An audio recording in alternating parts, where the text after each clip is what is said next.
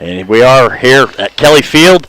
Has been a slow possible delay. There was a lightning bolt a little after 5:30, so just a little after 7 o'clock. They are telling me 7:15 we'll be ready for kickoff as the Seneca Indians come to town to face off against the Aurora Hound Dogs.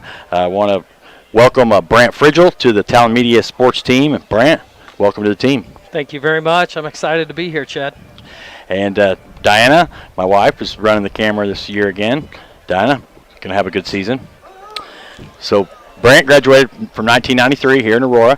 A lot of folks know him, so his name should not be getting mispronounced tonight like when we grew up most of our life.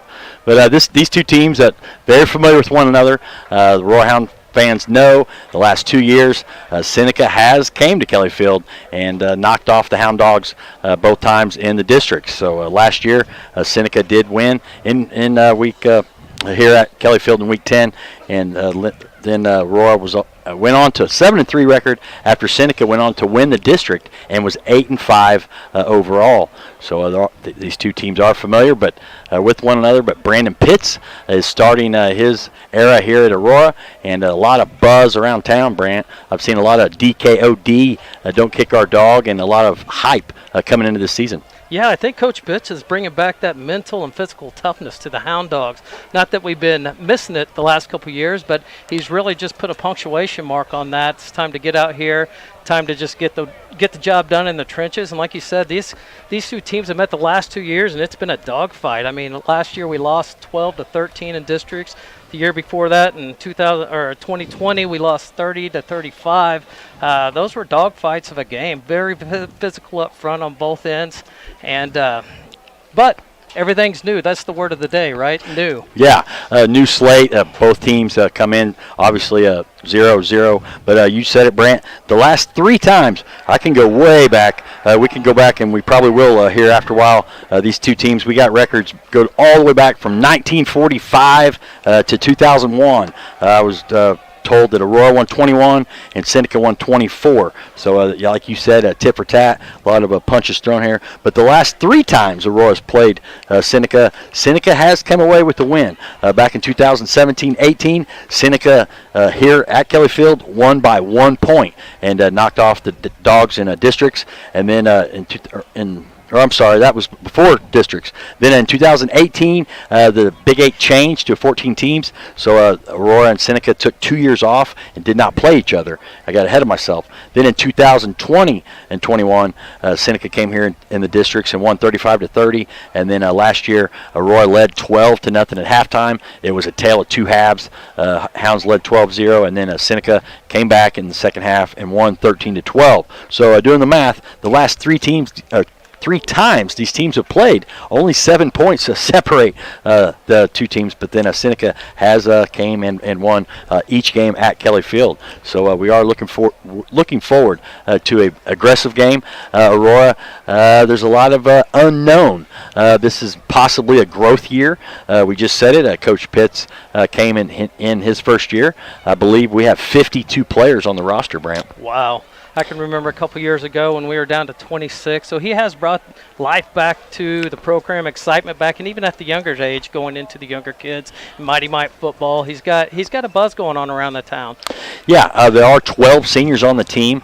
4 of those seniors have played all 4 years, and Brant said it. Their freshman year, we were down to 26 guys. I believe the last game against Cassville in the districts, we only had 18 or 19 eligible due to injuries and stuff. So there are more hounds on the sideline. There are more hounds coming out. Out of those 12 seniors, like I said, 4 of them has been here the whole time, but some of them maybe recruited each other, and I hadn't played in a couple of years, but I wanted to give it another shot. And like I said, with Coach Pitts here, everybody's got a clean slate, a fresh set of eyes, and he is very excited. I've heard him say it a couple different times in interviews. There's no other place he'd rather be. He is 29 years old. I'll give a little bio on him. He graduated from Willow Springs High School, and then went on to college at Missouri State. I believe he was an intern for Joel Wells, Aurora graduate for Kickapoo for a year or so before he had to finish school, and then went on to up by St. Louis for a year. But then the last 3 years has been the defensive coordinator for the West Plain Zizzas, and they won back-to-back district championships, and they play some good competition up there with West Plains in that Ozark Conference as well. So he is maybe a more of a defensive-minded guy, but he is said that they are going to spread it out. They've had some shotgun snaps. Going to be a little more open field, and him being a defensive coordinator, I think he's going to try to spread the field out a little bit. Yeah, just because he's a defensive mind, if you're a good defensive mind, you're pretty in tune with offense too, because you've been geared up to stopping them for so many years. And West Plains they see a lot of good competition, so he's used to seeing the spread offense. He's used to trying to scheme against it, and so he's done a lot of film work. And I'm excited. New coach, new quarterback, new skill position players. They're going to spread them out, lots of motion. I'm excited to see what happens here. Yeah, like I said, a lot of it's unknown, but it could be a growing year. Aurora did lose a lot of good talent last year with don't want to leave anybody out, but Ian Jackson, Cole Roman, Trey Mulholland, Aaron Fisher. Cameron Savage, Aaron Clark. I mean, a lot of those guys. Ryan Clark. Ryan Clark. Yeah. I'm sorry, Aaron's his dad. So you may hear that throughout. Yeah. We went to school with some of these players as fathers and mothers, and even on this team, Brant, Dante Floyd. We played with his father, the late DJ Floyd, back in the 90s, and Kelton Brown. We graduated with his aunt, April. So we are familiar with some of these names, and your son just graduating last year. You've probably had some of these players over at your house. Oh yeah, I've coached some of these guys since they were in kindergarten and preschool, and kind of grew up with them. And like you said, Kelton Brown, he was our neighbor for many years over here until we moved out to the country. So yeah, I'm really familiar with some of these kids, good athletes. Yeah, but talking about all those seniors that left, 91% of the Aurora's yardage graduated last year. So a lot of players that are going to be on the field that we're going to be calling their numbers tonight haven't maybe had a chance at the varsity level yet on Friday Night Lights. So some of these guys have been waiting their turn, and we'll see what they can do. But I will tell you what we do have back are the big guys up front. Right, we're going to talk about Keys to Victory, brought to you by Thunder Bay Car Wash. It's Thunder Bay every day at Talon Media. But yeah, Brent, what were you talking about with the offensive line and some of these keys to victory? Well, the keys to victory, like you said earlier, there's a lot of unknowns. But the keys to victory, we're just going to go with what we do know, and that's the big guys up front. Offensively, we know anchored by Ethan Huseman, the big boy. He's a big physical guy. We just got to establish that line of scrimmage and, not only make holes but to that second level, because we're going against a couple all-state linebackers in this Seneca team. Yeah. I think one of them had 100 tackles last year and the other one had 115. So we need to get not only block that first level, but we need to get some of these big boys on those linebackers to get a few holes for our backs to get through. Yeah, you said it sometimes you can kind of hey, Marcus, sometimes you can lean on those big boys up front, and that's what Aurora has coming back is some line. We do have some lack of experience in maybe what I would call the factor backs and even at quarterback. Kelton Brown is going to be the QB1. He hasn't played since 8th grade, so we'll kind of have to, as we go, have to learn with everyone else to kind of see who's ready to step up for the Hound Dogs. Yeah, and he's a big kid. 6'1", 6'2". He has an arm. He was a big contributing factor in last year's baseball team that made it deep into the state playoffs. So he's going to be okay, I think. He may come out and be a little nervous. We may establish the game, but there in the Jamboree, he had a couple nice throws down to Dante Floyd. So he's going to be all right. And I think Coach Pitts said earlier, he put it on a social media post or something, that he loves having a big quarterback that likes contact. He's going to stick his head in there. Hopefully not too much so he gets hurt, but he's going to run with some power too. Yeah, and some of those big guys up front, we'll hear in a little bit. We will come back with the starting lineups here, but there's some big fellas up front. Michael Barrentos, 265-pound junior. Ethan Huseman, you said him a minute ago, 265 senior. Alex DeWitt, 250 senior, and then even Clayton Klein, a 260-pound sophomore. Man, so we do have some big fellas up front. Absolutely. Well, we're going to go ahead and take our first break, come back with some more pregame stats and lineups and things after this. But we do have a lot of sponsors, and we appreciate every one of them. So we'll be right back after this.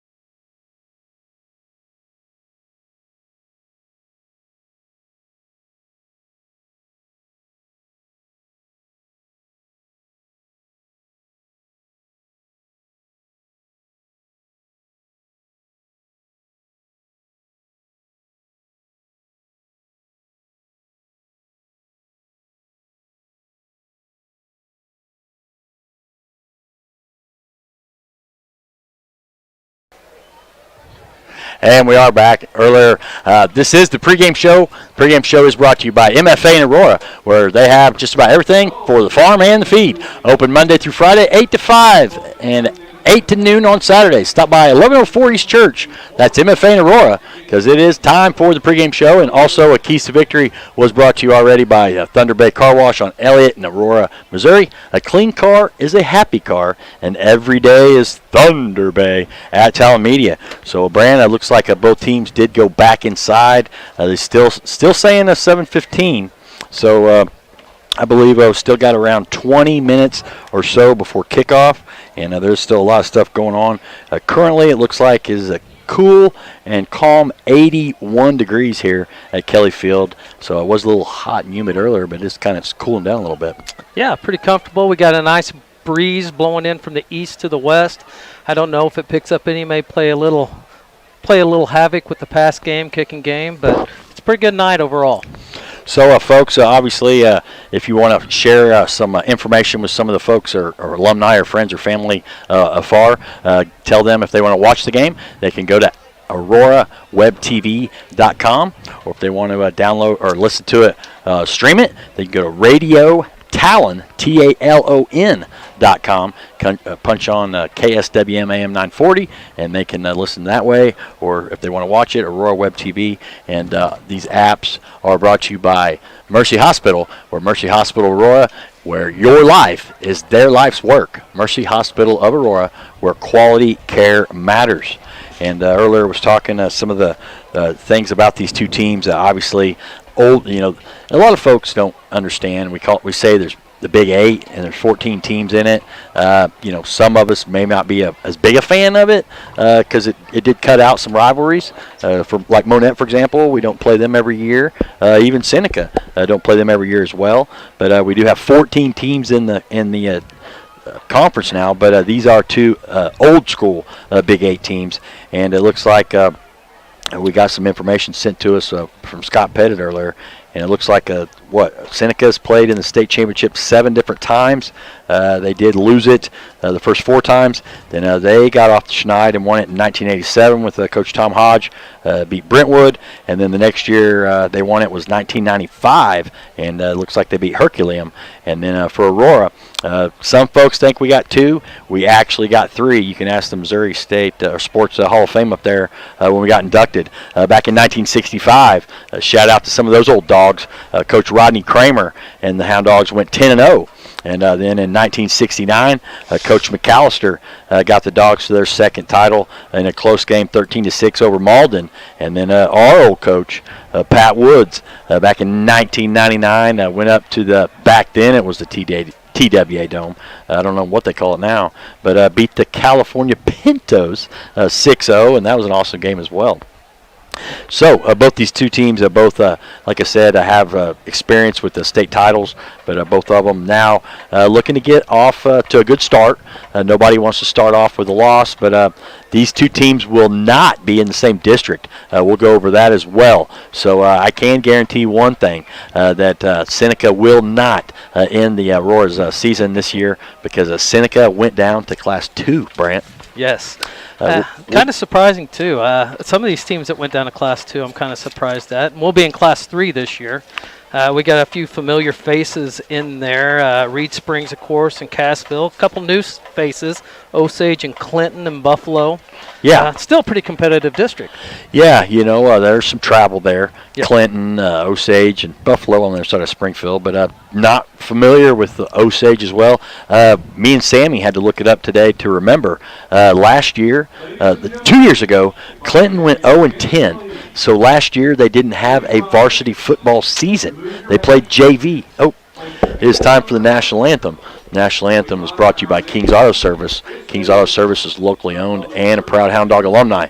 King's Auto Service is your local import and domestic specialist. Give King's Auto a call today at 417-678-5454.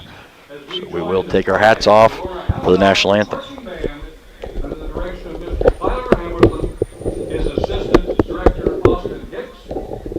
Instructor Tyson Stevenson, and percussion instructor Spencer Jones and Daviga Diaz as they present our national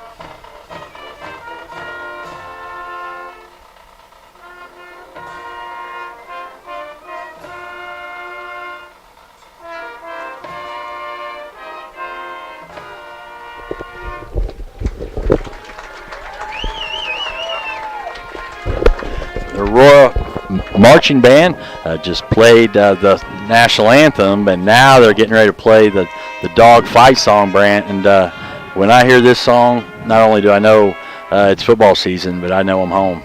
Absolutely. And Coach Pitts will get a little used to this as well. Still, the crowd is filing in, especially over by the concession stand. They are already wrapping around the track, folks. So the Hounds still, both teams still in the locker rooms. The Hounds last year had to wait on their inflatable tunnel, but they do have it this year. But one more time, I do want to thank King's Auto Service for bringing us the national anthem. It was brought to you by King's Auto Service, that is locally owned, and he is a proud Hound Dog alumni. King's Auto Service is your local import and domestic specialist. Give them a call at 417-678-5454. So still waiting for both teams to come out, and we will go over the starting lineups here in a second. I'm looking here. Confused. Okay, so Aurora's starting lineup is Kelton Brown at quarterback on the offensive side. He's number 2. Number 5, Evan Hartwigson, is a 165-pound junior running back. Running back Alex Rios, 165-pound senior. Jack Klein, we'll talk a little bit about him more, Brant. He's moved from center all conference to running back. 215-pound senior, runs downhill. Yeah, every time you can put a 215-pound kid behind that offensive line, I mean, my goodness, you would think 3 or 4 yards at a time every time. Most definitely. H-back Jax Prater, 165-pound junior. Dante Floyd, 180-pound senior. Tight end Jose Abera, 180-pound junior. Offensive line, he was another one. Michael Barrentos, 265-pound junior.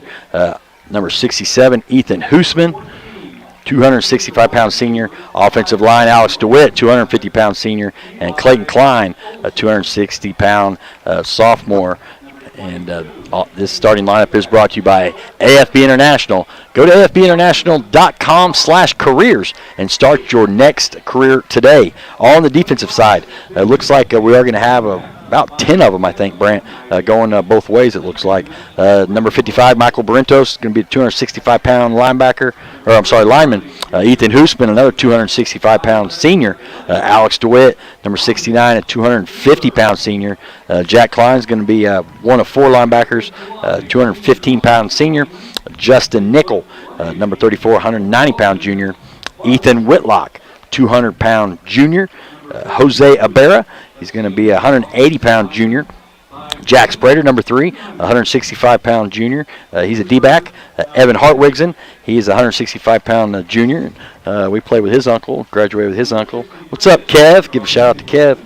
D-back Alex Rios, 165-pound senior. And Dante Floyd, what is he listed at, 6'3" or 6'4"? 6'4", I think. 6'4", number 20, 180-pound senior. So that's how the Dogs are going to come out here. And once again, those starting lineups was brought to you by AFB International.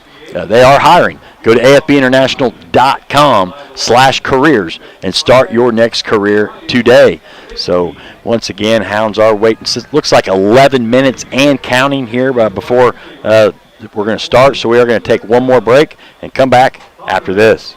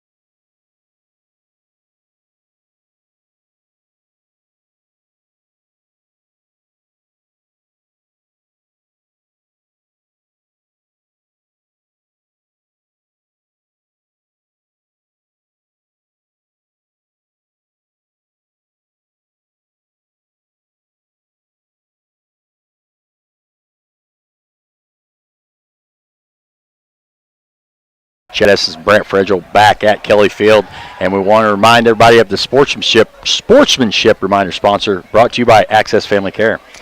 Tonight's game is not only a competitive contest between these two schools, but it's also an educational experience for the students involved. Because high school activities are about learning life values, your friends at Talon Sports and the Missouri State High School Activities Association remind everyone to do their part in keeping our hometown sports a positive experience. When you attend your next game, do your part to help rekindle the spirit of citizenship by showing good sportsmanship. You'll be teaching a positive lesson, and you'll be preserving a proud tradition in the state of Missouri. Once again, that sportsmanship reminder was brought to you by Access Family Care, where they have locations in Aurora, Mount Vernon, Cassville, Neosho, and Joplin. So there are a lot of area games going on. Looks like Carl Junction Ozark is one of the highlighted ones, but Nixa at Webb City, that's going to be a heck of a ball game at Webb City. The KSWM right here, Seneca and Aurora. We'll talk about the Big 8 games. Looks like they are getting ready closer for the coin toss. But the Big 8 games tonight, Seneca at Aurora, right here on Aurora Web TV and KSWM AM 940. And then MacDonald, the Battle of the M's. MacDonald County travels over to Mount Vernon to take on the Mountaineers. East Newton will travel to Rogersville. Nevada's got the long trek heading to Springfield Catholic tonight. And then on 95.9 FM and Monette Web TV, Monette at Reed Springs. Should be a good ball game. Lamar will travel, pretty good drive for Lamar, at Marshfield. And then last but not least, and we did hear earlier that the Reed Spring Monette game may be scooted back a little bit. I believe Benji Finsky ran in some rain and lightning down there, so they may be delayed a little bit as well. And then the last Big 8 game, Cassville at Hollister. That is on the 97.7 KQMO for you Cassville Wildcat fans or Cassville Web TV. But we appreciate all the sponsors. But Aurora Web TV, we have upgraded all the equipment this year at Talon Sports, and we look forward to having a good season and good broadcast. Clock says approximately 4:40 and counting, so still a lot of time left here. Before the coin toss. The coin toss sponsor is the Clark Center. They have offices in Dade, Berry, and Lawrence counties. Go to www.clarkmentalhealth.com to find the phone number for services in your area. Clark Community Mental Health Center, moving forward, improving lives and communities through compassion and care. So a lot of different stuff. A lot of voice reads and a lot of things to try to go over and remember, and we're going to do our best to do that. They did realign some of the districts, Brant, and some of it does affect us. You said it earlier. Class 3 District 6 is going to be a 6-team race between Aurora, Buffalo, Cassville, Clinton, Osage, and Reed Spring. So no buys this year with only 6 teams in the district. Yeah, and we do play a couple of those teams throughout. I mean, next week we play at Cassville, so there will be district seeding implications in that game. And then later in the season we play against Reed Springs. Yeah. And that'll be an important game too. So, yeah, it's tough when you got to play them twice, you know. Right. Reed Springs, they're always pesky too, man. Yeah. And they got some guys coming back. Some of the other alignment, one of the weirder ones is Class 2 District 4. Clever, East Newton, Forsyth, Hollister, Mount Vernon, Seneca, and Springfield Catholic. So Mount Vernon was already 2A last year. Hollister bumped down from 3A to 2A. Seneca bumped down from 3A to 2A. And Mount Vernon was already 2A last year, and so was Catholic. But they had to wait till the enrollments come out this past week with school starting. So that did kind of shuffle some of this district stuff with Aurora. Now, played Buffalo a couple years ago. It was a makeup game when Catholic had some COVID issues. Mm-hmm. But don't know much about Osage. What was it, our freshman or sophomore year? It was our sophomore year. I still have nightmares of that game. Yeah, we Clinton. went up to Clinton, and it was a 48. We won't talk about it. Yeah. Anyway, they are having some issues. Like I said, last year Clinton had a JV schedule, had no varsity. That's how many lack of players they had. Couldn't even play 8 on 8, or 8-man. So right now be good to get out of the gate. Apparently, we're playing a 2A team, so all of it. You try to build your resume, so to speak, for these first 9 games, and then everybody's got a clean slate week 10. So it looks like they are out there, and the 4 seniors that have been out here the whole time, Alex, all 4 years, Alex DeWitt, Jack Klein, Alex Rios, and Ethan Hoosman are the 4 dogs out there awaiting the coin toss. And you tell me what you see, Brant, when they do that. Now, Coach Pitts is coming out, walking off, and he was out there with his 4 seniors. And just 2 weeks ago, when they had the dinner / auction thing, Coach Pitts couldn't say enough about those 4 seniors, him and his coaching staff. There's 5 on the staff, counting Coach Pitts, so there was a vote breaker, but they all voted. These 4 deserve the right to be out there as captains. Yeah, and a lot of it's just their dedication, their heart, not only during the seasons and everything out, but in the weight room. Their leadership has really showed off. And, I want to say something about the scrimmage the other night and the fundraiser. Man, I'm so proud of this community for coming together and local businesses coming together and supporting these guys. Aurora's always been a great place for sports and everything out in this. Like I said, basketball, football, baseball, the support from this community is just growing every day. And also in the girls' sports, they're showing a lot of love to the girls' sports too. Yeah, and he said, one of the things he said during that night, I know you had some, what happened here? I can't see who deferred. We'll wait and see. Bill Baker will let us know here in a second. But he was saying in the short period of time he's been here, it seems like everybody's from Aurora, and he's a transplant, so to speak. But the community, he's reached out and tried to raise some money. I believe they raised a little over $20,000 that night, Brant. Yeah, so what was the verdict? It looked like Seneca won the toss. They deferred to the second half. The Hound Dogs will get an opportunity to score first. And that's good. I want to see what our offense looks like anyway, so let's just put it to them right here. All right, that coin toss was brought to you by the Clark Center. They have offices in Dade, Berry, and Lawrence counties. Go to www.clarkmentalhealth.com to find the phone number for services in your area. Clark Community Mental Health Center, moving forward, improving lives and communities throughout compassion and care. So Seneca deferred, so we will mark that. And you got your stat sheet ready, and I'm going to try to get mine as well, as now the Hounds are going to come out and receive the kick. We also would like to give a shout-out to Sean Baker. He is the station engineer. He has made the video hardware, the software come to life. And also a shout-out to Dan Crouch at NDC Business Technology for our upgraded web TV, laptops, and website. So we are underway. Here in a second, looks like number 83 for Seneca. Looks like Enoch Miller, 155-pound senior, is going to kick off, and he is booted up in the air. Can't see who gets. Looks like Jax Prater receives it about the 25. He shakes and runs out of room as short gain on the play. So it does look like the Hounds are going to set up shop approximately around the 22-yard line. Yeah. Okay, so 5 seconds into this game. Hey, man, you're already doing better than me.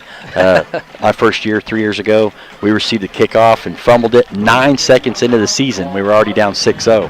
So we've already got some improvement. So the Hounds are going to take over, looks like about the 21-ish or 22-yard line, they're saying. So Kelton Brown and shotgun snap. It's like there's 2 set to the left and 2 receivers to the right. 1 in motion. And now coming out throwing. Brown throws it to Dante Floyd on the outside, and he shakes 1 defender and gets past the chains. And we're going to start this year off with a first down. And you're going to hear it a lot, hopefully. This first down was brought to you by Pettit Law Office, your local legal team practicing personal injury, workman's comp, and estate planning. Give Scott a call at 678-2187. Kind of sets the tone there. They look at those big guys, think we're going to come out and keep it safe. We even mentioned that, and we come out throwing. 13-yard completion on the first play of the season. Brown still in shotgun to the left. Now he's going to hand this off, and looks like Evan Hartwigson. Evan Hartwigson puts his head down for a good chunk of, 5 or 6, Brant? I would say so, yeah. Evan had a couple good runs in the scrimmage a couple weeks ago, and I think he's been in the weight room. 7-yard gain on the play. So 2nd and 3, and once again, Brown stays back there in shotgun. Looks like there is 2 receivers to the left and 2 to the right. And now one's in motion, and that is Jack Sprader. And he does get the handoff, and he's looking for an edge around the end, and he does stiff arms a guy on the Aurora sideline. Let's wait and see. I think there might have been a flag. I can't tell. Nope, there was none. So they're going to move. The chain gain is in motion, and that is another first down brought to you by Pettit Law Office. Give them a call for all your local legal needs at 678-2187. Second first down already, Brant? Yes, second first down, and Jax Klein just came out and laid a pancake block on that end out here. All right.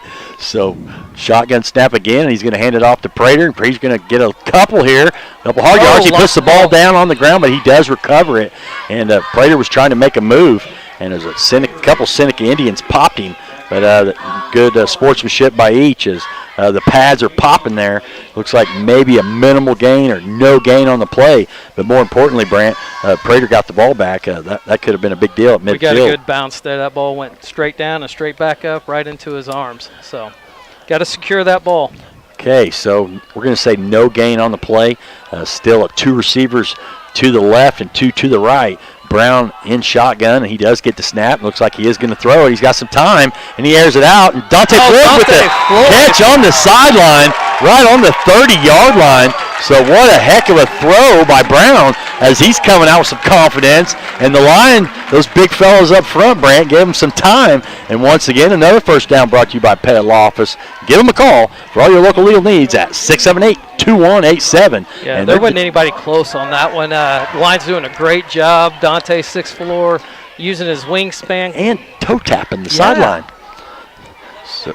So another first down. That's 3 on the night, and the Hounds are moving the chains. And 31-yard line, and Brown still in shotgun motion as he does hand it to Evan Hartwig's in, and he has a big hole up the middle, and he may be close to another one. We'll keep an eye. They are right there on the verge of, yep, he's saying another first down. So that's 4 this drive. Once again, brought to you by Pettit Law Office.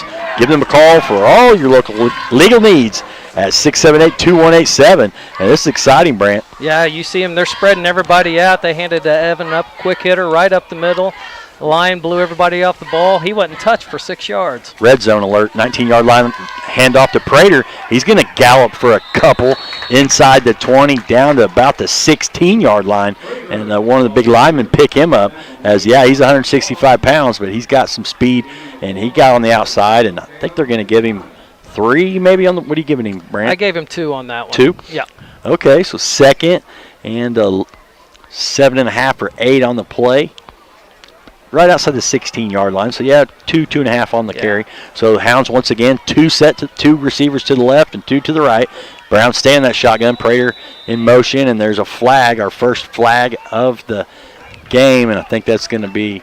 Yep, I think we had a couple Hound dogs moving there. False start coming out of their stance just a little too quick. So, that is the first penalty of the season for the Hound Dogs, and still home crowd. See the students section, it looks pretty good on their feet, and the crowd on the track has wrapped around as well. So 2nd 11 from the 21, still 2 receivers in motion, or is Prater. Now Kelton decides to keep it. He fakes the handoff to Prater, holds on to it, and he sneaks up the middle for a marginal gain of about 3 on the play. I think they're going to call it inside the 18.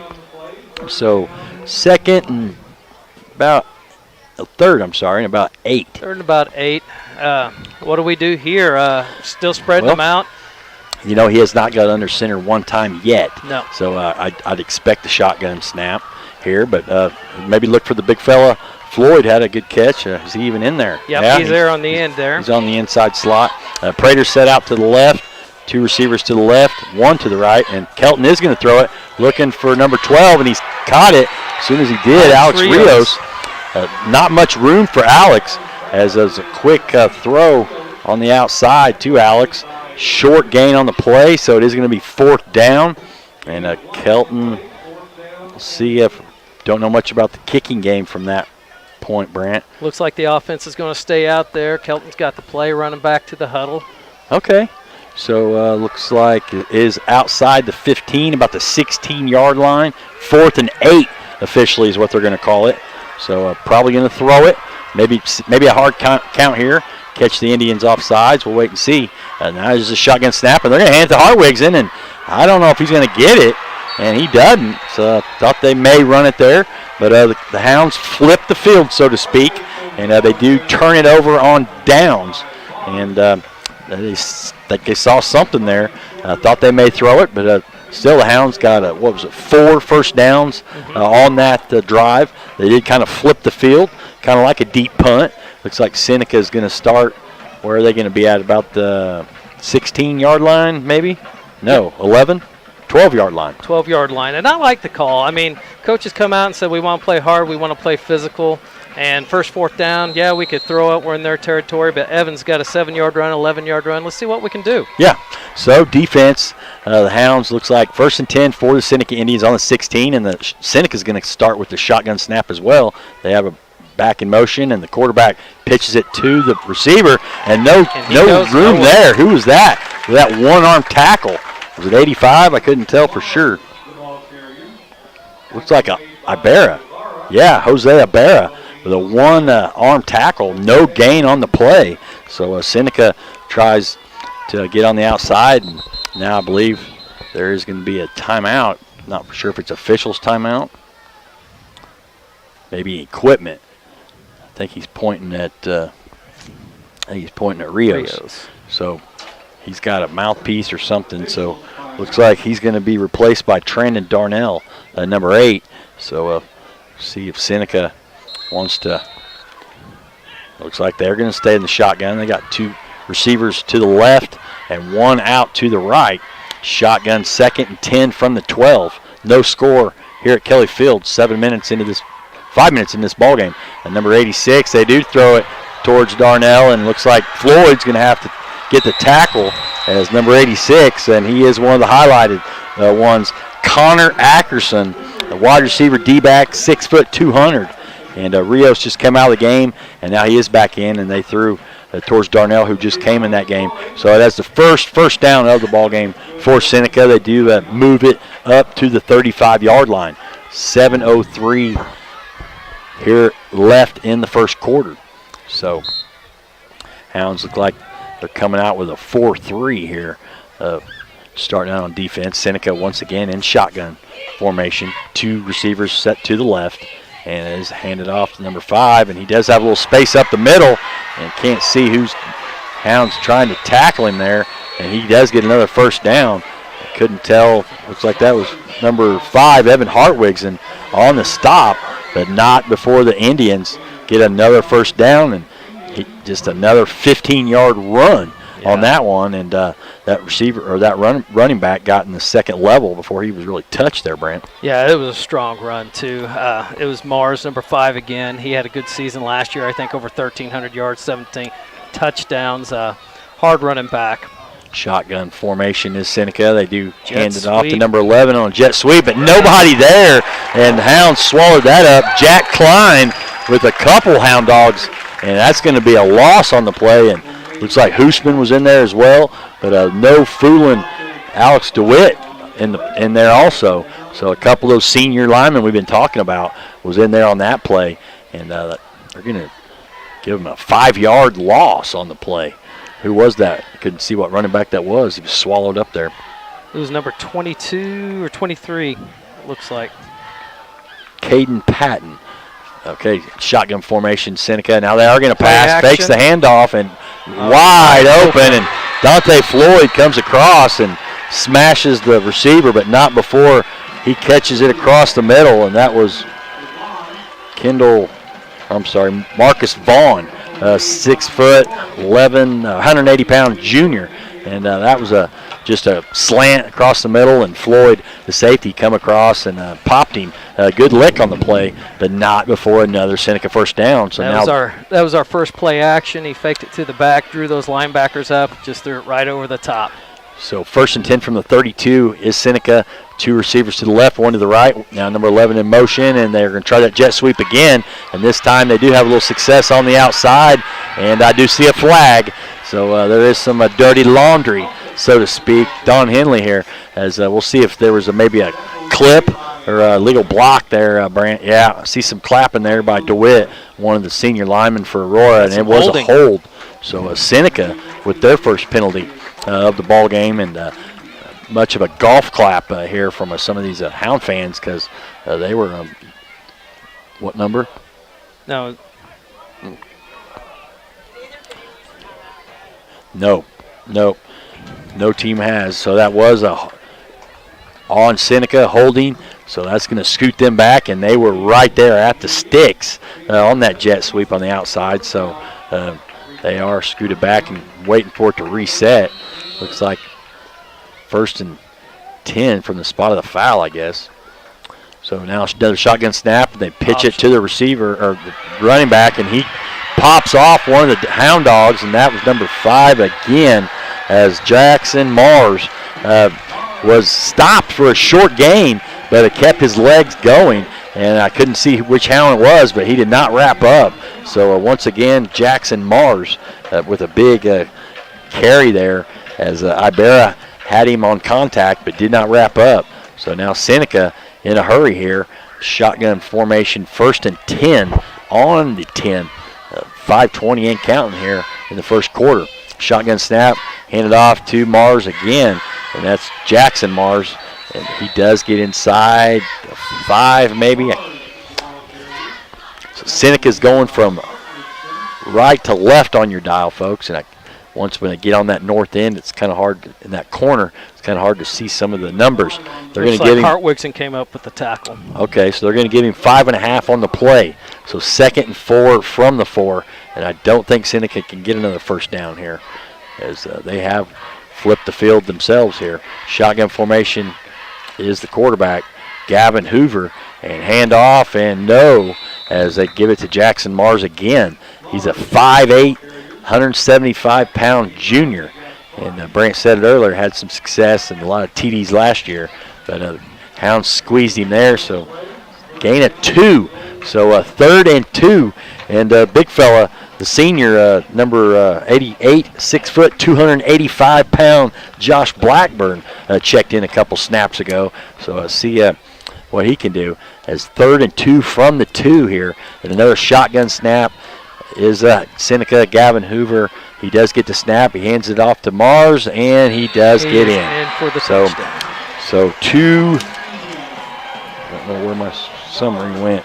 So Jackson Mars on the 2-yard carry with 3:59 left here in the first quarter. So Jackson Mars cracks the code and does get this first score of the game, and it has been a lot of Mars so far. So 2-yard run for Mars. And they're lining up to go for 2, and they spread them out a little bit this time. We got 3 receivers to the right. Thank you, Brant. And there's the snap. Quarterback rolls out. And let's see if he come down with it. And he did. Can't see what number that was either. Number 3. Couldn't see who it was. What number was he? His number 3. So Gavin Hoover with a 2-point conversion.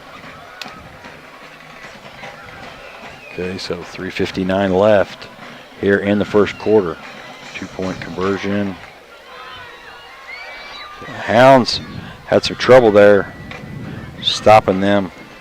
The Seneca. Yeah, you're watching Seneca, and they're doing a lot of what the Hound Dogs are doing. They're spreading them out. They're hitting us with some jet sweeps, but then we start playing that outside run, and they hit Mars up the middle. And like you said, Mars is running hard. I think already he's got about 45 yards in this game. We're going to have to find an answer to him. If we start bringing people up, they hit those two big passes on us. So, yeah. But it's early, you know, early beginning of the season. I think Coach will make some adjustments here to slow down that running game. We're going to have to take one of them away. You know, we're going to have to take either the run away or the pass away. And right now the run is more dominant on the Seneca side. So you might see some of those linebackers start trying to blitz up the holes and stuff like that. Yeah, you know, Seneca, for the most part, you said ran it there, but had a big couple big plays as well. Number 86, Atkinson, had a big catch for a first down, and like you said, the play action hurt us, but that was the first time we'd seen that tonight. Yeah. So looks like 3:59 left, and they are giving, with the humidity and a little heat tonight, they are giving a little extra water break. Maybe I could have taken a break, but we'll just stay right here. And 3:59 left here in the first quarter. Seneca does get the first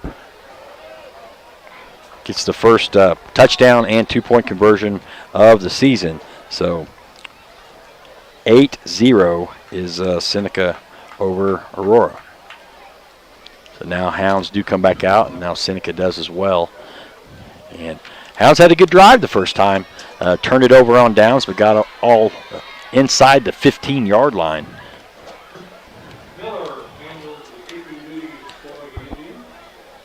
The Dogs had a really good drive. The only thing that slowed us down was that penalty. So if we just clean that up a little bit, it's only one penalty. Like you said, it's a good drive. We got a short kick here. Prater about the 25. He's going to try to cross, has a seam up the middle, and he does get about 10 yards on the return. So looks like the Hounds are going to start shop up approximately the 35-ish or so. So not bad field position to start things up here. As Brown had some completions, had 2 completions to Floyd and 1 to Rios. So don't think he's had an incompletion yet. He was 3 for 3. Yeah, 3 for 3, and we ran the ball well too. So here we go. I expect us to spread it out here again. We do have 2 to the left and 2 to the right. Klein finds his way behind the line again. Shotgun snap by Brown. Prater in motion again. Brown's going to keep it. He does sneak it up the middle for 1 or 2 on the play. So Looks short. like he got about 2. Short carry. Okay.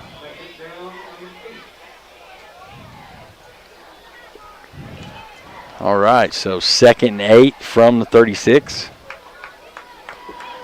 Shotgun formation again by Kelton Brown. 2nd and 8 from the 36, and now they do snap it to Brown. He's going to keep it, tuck it, and see if he's got some space. He's going towards the sticks, and he does get a marginal gain, about 4 or 5 on the play. Looks like it's going to bring up maybe a 3rd and 3, Brent. Yeah, it looks like about a 3rd and 3, and what I'm noticing out of Seneca, they're starting to creep everybody up towards that line and play bump man-to-man coverage. I wouldn't be surprised to see Dante Floyd go over the top here pretty soon. Yeah. Hard to guard 6'4" against that, but they only have 1 safety, and he's probably about 8 yards behind the line of scrimmage, inviting Aurora to try something up top. So Brown does come over to the sideline to get the play. There's still 25 seconds on the play clock. So far, the play clock has not been a factor. 20 seconds as he does get back to the huddle. So 15, no problem. So 3rd and 4 from the 41. 2.5 minutes left here in the first quarter as the Hounds trail Seneca Indians 8-0. Brown, hard count, does get the snap, and he's going to try to sneak it up the middle, and I think Seneca clogged that middle up, and he needed 4, and I think he maybe only got maybe half of it, if that, and I may be kind. So it looks like the punt team is maybe going to come back out here. Let's see. Yeah, Brown's coming off. So they gave him no gain on the play, so I was being friendly. So it looks like number 69, Alex DeWitt. Last year, Trey Mulholland was the punter. So Alex is going to 4th and 2 from the 42. Alex is back there, and he does get the kick off. And it looks like it's going to be bouncing down inside About the 32. About the 32-yard line. So we are going to take one quick commercial break and be right back.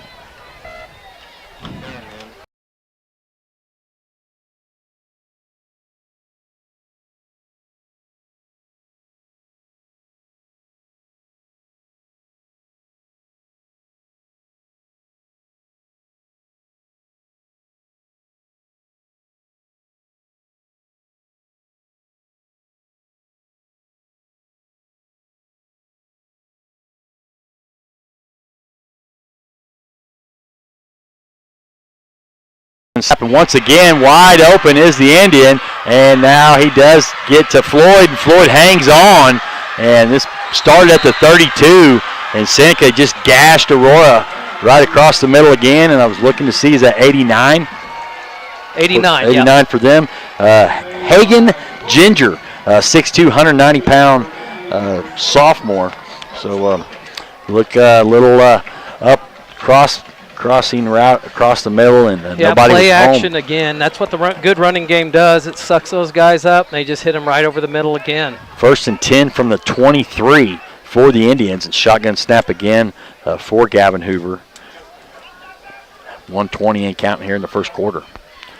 Shotgun snap. He does hand it off. It's Now it's a reverse, and there's nobody home over there as Hartwigson gets, once again, Floyd tries to hang on, and I think he does, but Floyd needs some help back there in that defensive backfield, so they handed it off to the left, and then number 5, Jackson Mars, pitched it in the reverse, and that started at the 23, and can't see how far they are down. It looks like the 5. So that was a gain of 18 on that reverse, and it looks like 1st and goal, and it is once again for Seneca. 1st and 10 from the 4. So some of this inexperience is showing on the defensive side, Brant. It is. That time they got us moving in one direction, hit us with a little trickery there, and we had no one there. So once again, it looks Mars like right up Jackson Mars up the middle for a 4-yard run. So Jackson Mars with another touchdown as his 2nd of the day, and that was a 4-yard TD run. So that makes it 14-0 Seneca with 1:02 left here in the first quarter, and they are gonna, looks like, go for 2. They are. So shotgun snap by Gavin Hoover as he looks over the defense and gets it. Looks like he's throwing to the left, and nobody's home, but there is a flag. And let's got see. a little pass interference. Got too much of the jersey there on the out cut. I think Alex Rios is going to get called for the penalty, and the throw was far from the receiver. The receiver wouldn't have caught it, but there was contact when the receiver made his break. So he ran out. He was on the left side, so that is going to be a penalty on the dog, so that'll be half the distance, so that'll move it down to about the 1. So got to think they'll probably try to pound it in, Brant. I would think so. I think this will be probably straight up the gut with Mars here. Mars Blackman, Jackson Mars, I'm sorry. Yeah. 1:02 left. Seneca's Gavin Hoover in the shotgun formation, and he does give it to Mars. And did they give it to him? Yep, he did. So it's the Mars show right now. Jackson Mars, 2-point conversion is good. A lot of weapons on this offense for Seneca here. You got Mars, the power back, and you got some speedy receivers, and those tight ends that have been catching the ball, 89 and 86. Those are big boys. They're not just tall, skinny kids. They are some big boys. Yes. 6'1", 200, and 6'2", 190, and they got some speed to them too. Yeah, they do. And like you said, they've opened it up with the running game, and then come back with the play action, even the reverse, a little trickery. So looks like they are giving the kids, the players, a water break. So we're going to take one quick break. Be right back after this.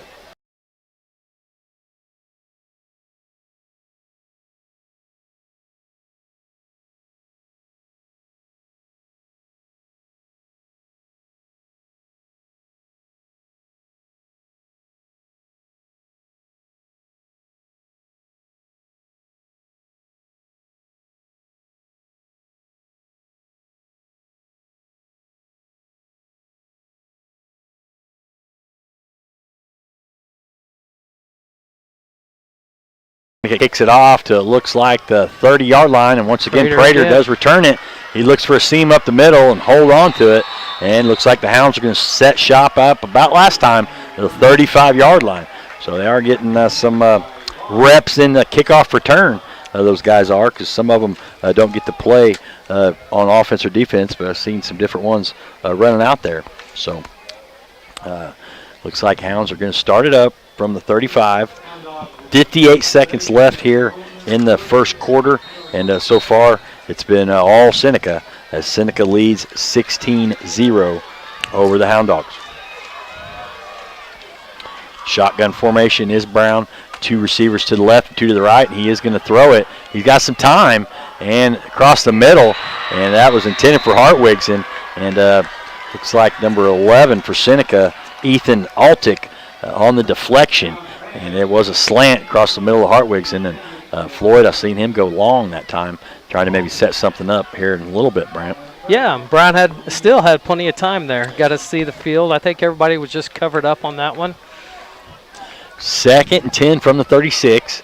And Brown in shotgun formation, 2 to the left, 2 to the right. And now he does hand it off to Evan Hartwigs. And he's got a little room. Yep. That thing closed pretty quick. Yeah, he got tripped up just across the 40. I think they're going to give him about 4.5 to 5 on the play. So manageable. But once again, 3rd down for the Dogs. There's a 1-second differential, so they will have to get this snap off before the 2nd quarter. I was looking to maybe use that as an extra timeout. So 3rd and 5 from the 41, 22 seconds and counting here in the 1st quarter. And once again, Brown is in shotgun formation, and he does have to snap it. Floyd is in the slot. I'd keep an eye on him here. I don't think he knows. He's not planning on snapping it, but no, okay, there is 1 second difference, so the Hounds are going to get out of this 1st quarter. There is a differential, so this will be the end of the 1st quarter, and that 1st quarter was brought to you by Ozark Business Services. For all your tax preparation needs, give Ozark Business Services a call at 417-440-4405, or go visit them at 103 East Church Street in Aurora, Missouri. So that is the end of the 1st quarter as Seneca leads 16-0. We'll be right back after this.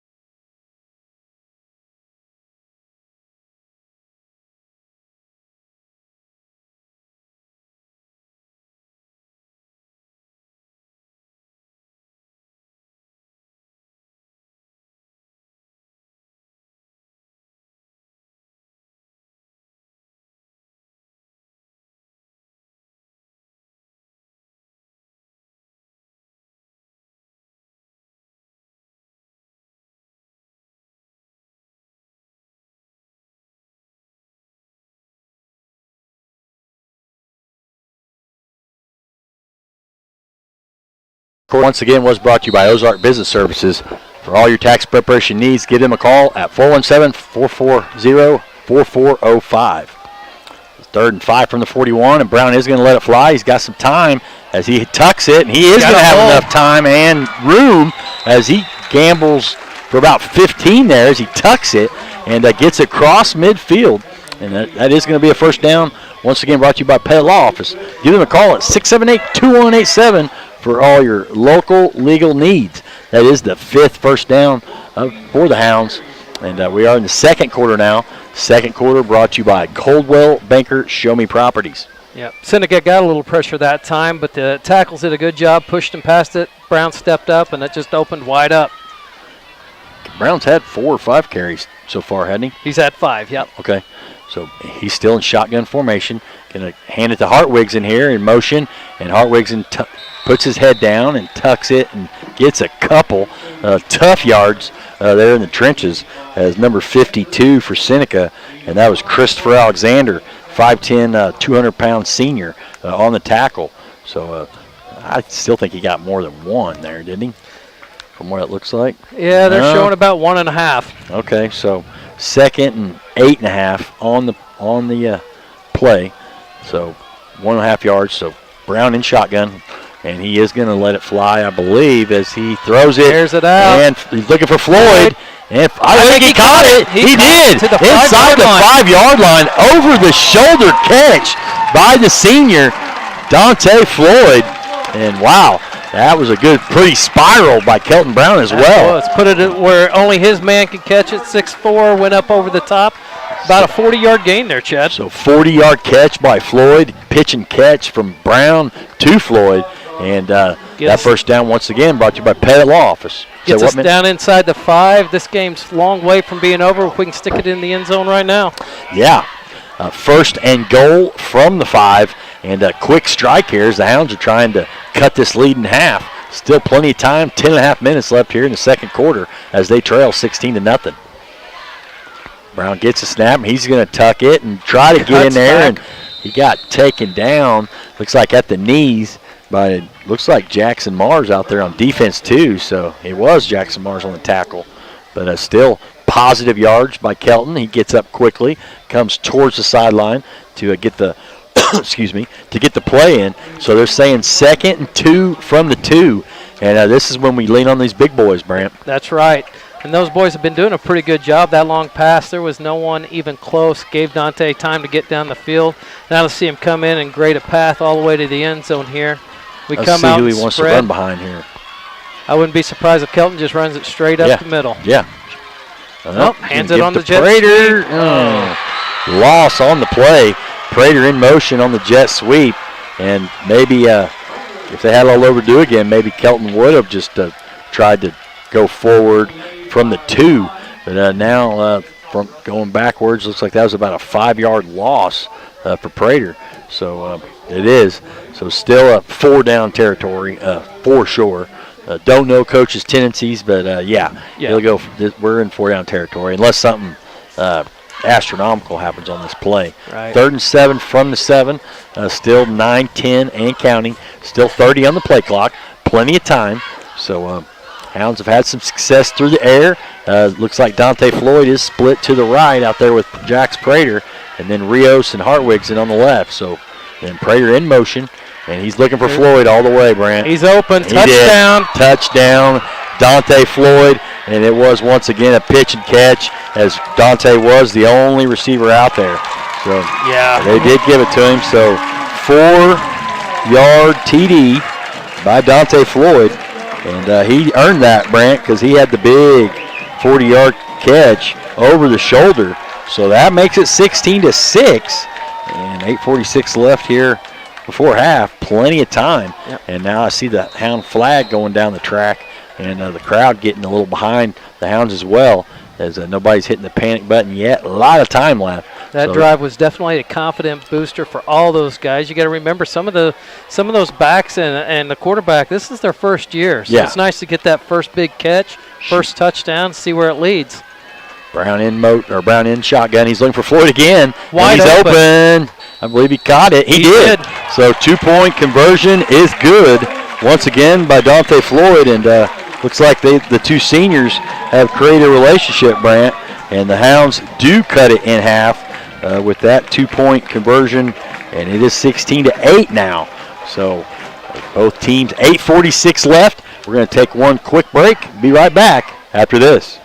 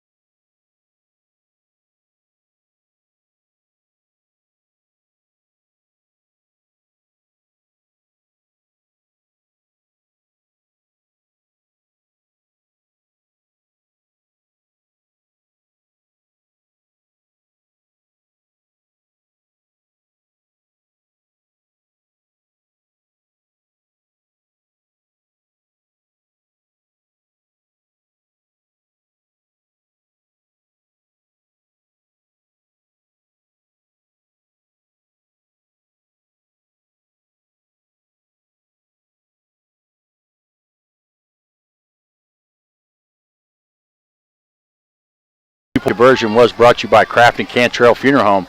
That extra point where they honor your loved ones with caring and compassionate care. At Craft and Cantrell, their goal is to lighten your burden in your time of sorrow.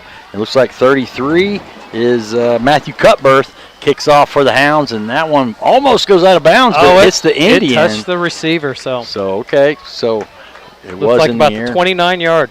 line. So that's going to save the Hounds a couple yards because Yeah. that was going out of bounds. So a cut berth on the kickoff. That was the first kickoff of the year for the Hounds. And once again, I'm looking. 8:46 left in the half, 16-8 Indians so far, but the Hound Dogs are showing some momentum here. Let's see what defense can do right here. Yes, that kickoff was brought to you by Forge Build True Value. Don't kick off your next project without a trip to Forge Build True Value on Church Street in Aurora, Missouri. Give them a call at 678-4488. I'm rusty, buddy. All right, so the pitch to the outside. Seneca does it from the shotgun snap, and it looks like the runner Mars again, and he gets another 8. 6 or 7. Does he get that many? Started on the 26. Let's see where they spotted. About the 35. Yeah, that's pretty close. Yeah, 9 yards on the play. So Seneca's getting some big chunks here, and the Hounds need a big turnover. We haven't had a turnover yet.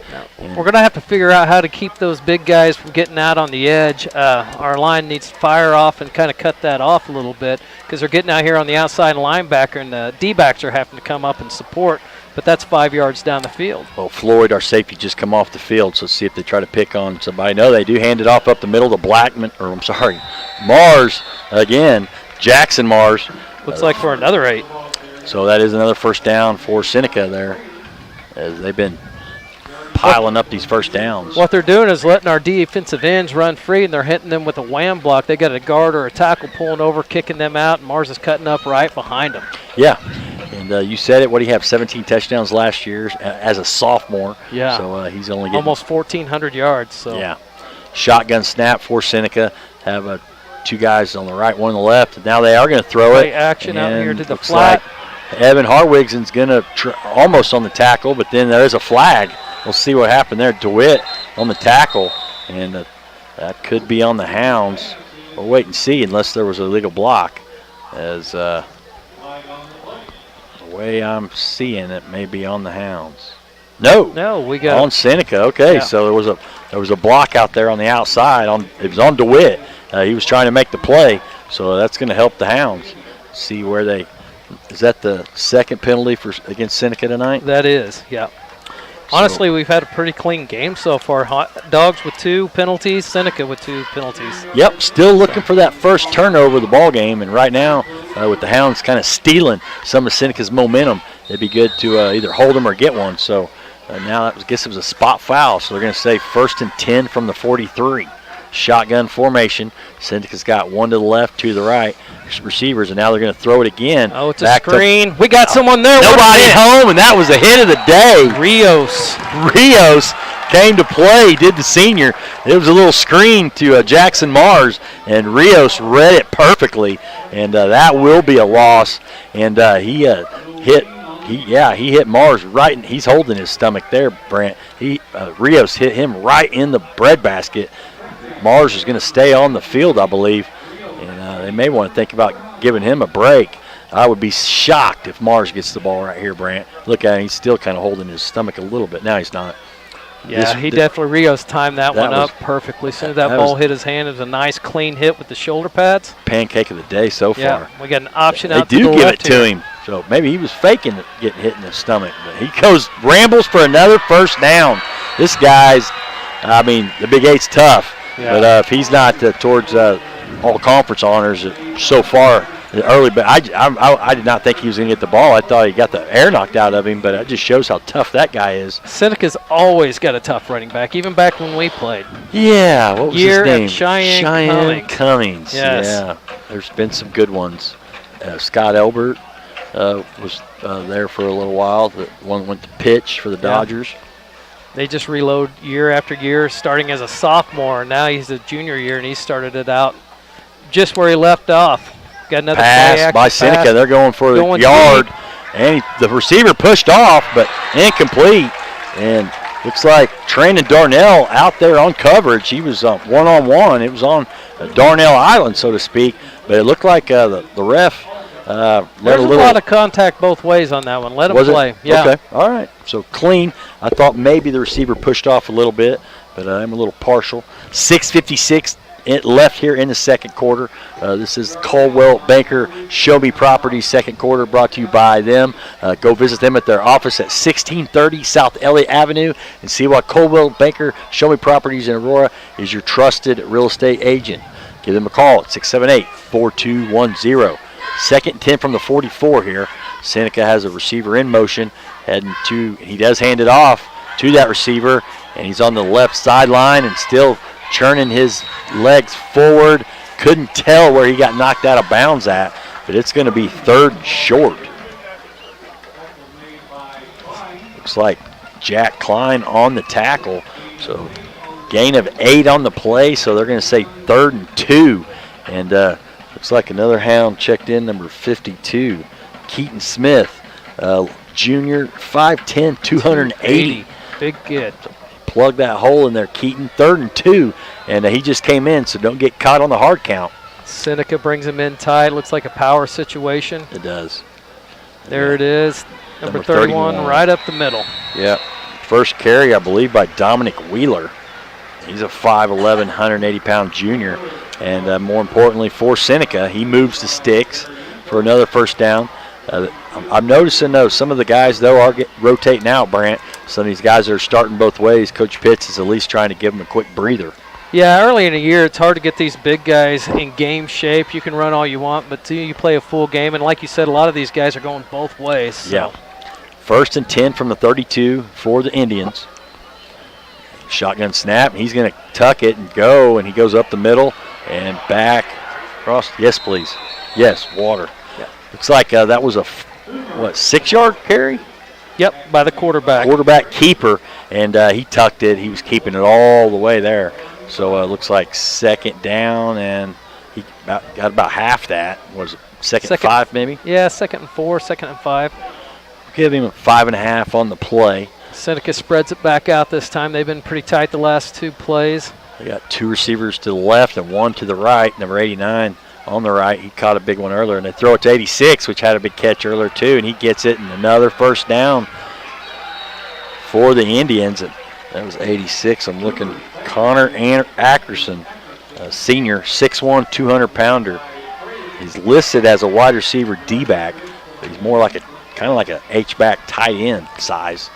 Another first down, 1st and 10 from the 16. And I've said it already. Hounds need to try to find a turnover here, Brant, and stop this momentum that they tried to steal from Seneca. Under 5 minutes now. Shotgun formation. 2 receivers to the right, and handed off nowhere for the running back. And who was that? I'm waiting for the defender. Well, it's 71. Well, I'm going to give credit. That's James Schutte, I believe. It was. James Schutte. Yeah, it was. 6 foot, 225-pound senior. And Mars at one of his shorter gains of the night. And he's already got, 11 carries, Brant? Yeah. 10 or 11? So that'll be 12, actually. Okay.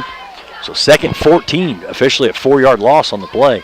And they're going to hand it to him again. So there he goes on the left side. But he's hit again by Schutte, and they drive him backwards. And Schutte with 2 hard hits in a row, as he is not intimidated by Jackson Mars. And that's the first couple times we've called Schutte's name. But big down here as Seneca's right there knocking on the inside the red zone. But one of the bigger 3rd downs for the Hound defense, Brant. Yeah, we're starting to get penetration. You know, it's hard for those big guys to get out and pull if you get that penetration, and they have to pick up the lineman instead of getting on these backs. And Schutte's just been blowing that gap, and he's being hard to block right now. Yep, 3rd and 10 from the 16. Big down for this defense here. 3:40 and counting, 10 on the play clock. Shotgun formation, looks like 2 receivers, and I think Seneca's going to burn their first timeout, and they do. So this timeout is brought to you by Isanova. Isanova is now hiring. For more information, go online to isanovatech.com and click on careers. We'll be right back after this timeout, after this.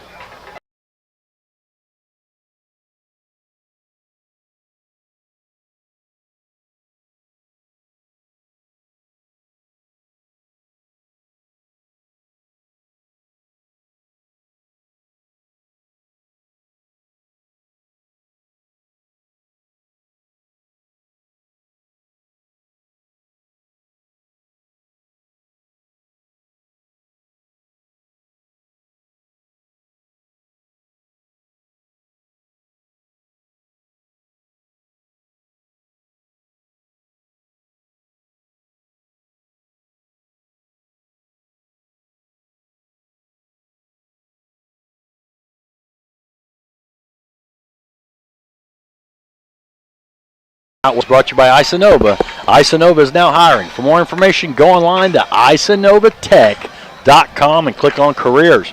So the Hounds back on the field. Now Seneca comes out as well. Pretty much the biggest defensive play time now for the Hounds. These next two plays are big because remember, Seneca gets it back at halftime. You're right. So we got to stop them here to keep the points off the board. And I do believe Seneca will go for it on 4th down. What do you think they'll go for here? Do you think they'll try a misdirection, or you think they'll throw it? I think they're going to throw a little quick screen pass out here to 86 and try to get to the outside, have 11 crack back on our guard here. I think they're going to give it to Mars again because it's been his show so far. And there he goes. It is a sweep Pitches out it to the Mars. outside. See if he gets to the outside. And nice good tackle. Evan Hartwig's on the tackle. He did get the pitch on that right side, and Evan took him out. And now, biggest critical 4th down and 6 from the 11-yard line. 12. Okay, 4th and 6 from the 12. Right at 3 minutes. Let's see what they do here, Brant. Already 14 carries tonight by Mars. He is the workhorse for the Indians. He's definitely Seneca's bell cow. So under 3 minutes, shotgun formation is Seneca. They have 2 receivers to the left, big number 89 to the right. Keep your eyes on those big boys on the outside. 4th and 6 from the 12, and they do get a shotgun snap. He is looking to throw it, and nice coverage. Saying a little bit too much contact there on Rios. Yeah, Rios. That's going to be an automatic first, and there was a flag on the play, and I believe there was a little contact on the receiver out there. Couldn't see who they were throwing it to, but it was a throw all the way. I believe they were throwing it to Big 89 again, Hagen Ginger. Hagen Ginger, 6'2", 190-pound sophomore. So that's probably going to be half the distance, and more importantly, a big first down for Seneca here. Seneca has probably got most of the yardage, won most of the yardage game, except for that 40-yard catch by Floyd. The Hounds have had to kind of get theirs in smaller chunks, but now that is going to be first down, I believe. Or they're still saying it's 4th on the chains. They have not made him move chains yet, but I believe that should be an automatic first.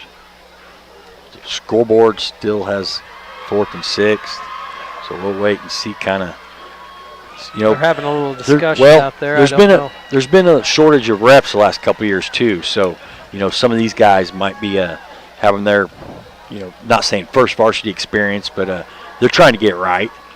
So we'll wait and see. It's still waiting for them to change it over there on the far side. It still says 4th down, but I believe if it was a pass interference, it should have probably been an automatic first. Yeah, it'll be an automatic first. I think their discussion is where to spot the ball. Okay. It was 4th and 6 from the 12, and now it looks like it's going to be half the distance, which will be 1st and 6 from the 6-yard line. 1st and 6 from the 6. They'll probably have him flip that back over from 4 to 1. And some of these guys that run the chains are not. So he should change. They're still going to keep it 4th down. No, it's 1st and 6 on the scoreboard. Oh, 4th and 1? Wow. And Mars gets the handoff on the outside, and he's all the way in for a touchdown. So it's kind of confused there. So 6 yards. Yep, touchdown Seneca. 6 yards by who? Once again, Jackson Mars with 2:34 left here before half. So that makes it 22-8. Now, still was kind of confused there. Instead, it was. They may have called holding on that instead of pass interference. I bet that's what they did. So we never did see a real clear signal on that one. No. So Seneca is going to line up for the 2-point conversion. And shotgun formation. Receiver in motion from the right. He does get the handoff on the jet sweep. And see somebody try to get him. And once again, the Hounds cannot wrap up. I believe he did get in. Let's wait and see for official. Yep, there it is. Yep, he did. Yeah, I didn't see who. Did you see who it was? It was number 11. Number 11, which is Ethan Altick. Well, that makes it 24-8. So 2-point conversion. So 24-8. Seneca leads with 2:34 left, and that one hurt right before half, Brant. The last time we had it, though, we had a quick strike. Yeah. Kind of maybe need to play that same mentality. We'll see what Coach Pitch does here. He says he wants to be aggressive, and Dante and Kelton seem to have a good connection tonight. So I anticipate us come out and throwing a little bit and trying to get the ball downfield. Yeah, I mean, Seneca, like I said, Mars, he's had 16 or 18 carries probably if you count the 2-point conversions also, Brant. Yeah. He's definitely their workhorse. But Aurora needs to try to sustain and try to get another score here before half as it's 24-8. Seneca has, I believe, scored all 3 of their 2-point conversions. Yeah, all 3 of them. So 24-8. Looks like number 83 for Seneca, who is Enoch Miller, 155-pound senior, tees it up, and he kicks it off. And Dante Floyd catches it about the 18-yard line. He's got a head full of steam, and then it comes to a quick halt about the 31-yard line. So we'll give him 13 yards on the return. So the Hounds are going to set up shop. It looks like right past the 30 if they give him forward progress, and I believe they do. I think Floyd got up a little slow there. Let's hope he's okay because he's been our spark on offense so far. And he's had a couple big tackles, saving touchdowns. I think he got the wind knocked out of him. Hopefully that's all it was. So if you're just joining us, 2.5 minutes left here before half. Hounds setting up shop on the 31-yard line, down 24-8. Kelton Brown, another shotgun snap, 2 receivers each side. And he does not have time, so he tucks it and looks like he's going to put his head down. And he falls forward for a good 6 or 7. Alex DeWitt with a little pancake block there in the backfield to give Kelton some room there. And how many yards are you going to give him there, Brant? I think he got about 8 there. And I think Seneca's going to be okay with that. The way Kelton's been throwing the ball, they'd much rather him tuck it and run it with 2 minutes left than throw one downfield. And they're aware also that Kelton's weapon is on the sideline, so it looks like a 39-yard line or so for the Hounds. Kelton been in shotgun formation all night, and once again he is waiting to snap. Minute 48, and he's going to tuck it again, try to get that first down as he tries to run behind Hoosman. Maybe gets one there. He did not. Hounds have not used a timeout yet, and I think they may probably think about it here, but they don't want to give up the ball yet, so they're saying no gain on the play. So Brown for a second had a slight. Clock is stopped. I'm not for sure why. They have not really signaled. Now they did start it again. They started again. They just stopped it to spot the ball there. Okay. So Seneca's got a Indian chant going across the way there, and they have a good contingency crowd here, Brant, as they always travel well. So 3rd and 1 from the 40, and looks like a handoff to Hartwigson, and he's hit initially, but I think he spins, and from where he's standing, I believe he may have got that first down on second effort. Yep, that was a good spot too. And they do tell him to move, so once again, they may call one here, but that first down is brought to you by Pay Law Office. They are your local legal team practicing personal injury, workman's comp, and estate planning. Give them a call at 678-2187. And once again, they are saying wind the clock. So Seneca got good penetration there, and Evan did. He spun off. I think he was caught about 1.5 yards in the backfield. Good, tough run. Good, hard run. Put his nose in there and did what he had to do. Aurora still has 3 timeouts. They're not using one. Dante Floyd did come back on the field. Floyd checked back in? Okay, yep. Good. 50 seconds and counting. Brown gets the snap. 2 receivers to each side. He's going to let one fly. Sidearms it over Prater's head as Prater was coming back, running a slant route, and once again Floyd was going yard. They were going to throw him for a home run, but no dice. It was out of the outstretched arms of Prater, and Prater's not super tall anyway. He's listed at 5'9", but I don't know if Floyd would have got that one. Yeah, that was kind of high throw. He's moving to his left, throwing across his body. It hit the turf, so no one hurt there. Live to fight another day, right? Second down. He kind of sidearmed it to get it over or through a lineman, but more importantly, it did stop the clock. 45 seconds left here. Hounds 42-yard line, 2nd and 10. Brown in shotgun formation, has been all night. And motion, and I believe somebody got ahead of themselves. There was a Hounds receiver We won't say his number, but they did say it was a penalty. So that's another one on the Hounds. That is their fourth tonight. Still, clock is stopped, so it is going to back him up a little bit. So it gives Coach Doss, the offensive coordinator, a chance to maybe dial something up here. 2nd and 15 from the 37. Still 45 seconds before half. And Brant said it a minute ago, Seneca does get the receive the kickoff to start the second half as they deferred. So Brown in shotgun formation, 2 receivers to each side. Now Prater in motion from the left side. Now he comes and joins Brown in the backfield. Hands it off to Prater, and he gets on the outside and tries to get outside, but maybe a gain of 2 as Seneca bottled him up. And Coach Pitts is not in no hurry to call a timeout. And they may just let this tick down and let Brown chuck one as the Hounds are in no hurry here. 20 seconds and counting. They have all 3 of their timeouts left, but they are not in a hurry. As maybe going to get in the locker room and regroup. You think they might still try to let one fly. 8, 7, 6, 5, 4. They are just going to hand it off to Hartwigson, and he tries to spin for maybe a yard, as that is the end of the half.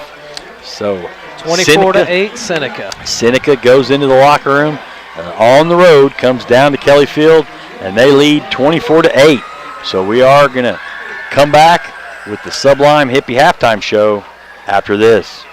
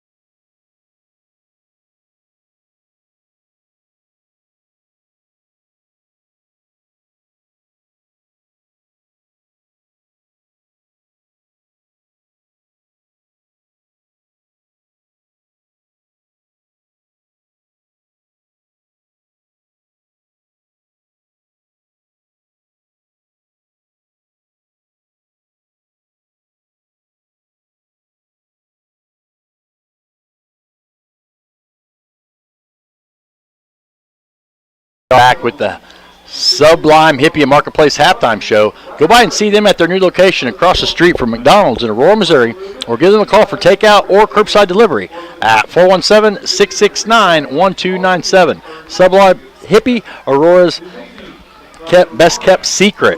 So go see them at their new location. And a lot going on here as still 10 minutes in counting. Brant was doing some math relays with some of the yardage, but Seneca took a 6-0 lead on a 2-yard run, TD run, by Jackson Mars with 3:59 left in the first quarter. And then the 2-point conversion was good by Gavin Hoover with 3:59 left. That made it 8-0. Then with 1:02 left in the first quarter, Jackson Mars once again with a 4-yard run that time, and that made it 14-0. Then Jackson Mars again with a 2-point conversion. That made it 16-0 Seneca, and that was all in the first quarter. Then 16-6, it came with a 4-yard TD pass to Dante Floyd. That was set up with a 40-yard reception by Dante, but he had a 4-yard TD catch with 8:46 left before halftime. That closed the gap to 16-6, and then Brown threw a quick out to Dante Floyd for the 2-point conversion to make it 16-8. But then once again, Jackson Mars went bonkers again, and he had a 6-yard TD run that time with 2:34 left in the second quarter. That made it 22-8, and then someone else other than Jackson Mars, Ethan Altick, got in the scoring column with a 2-point conversion, and that makes our score 24-8.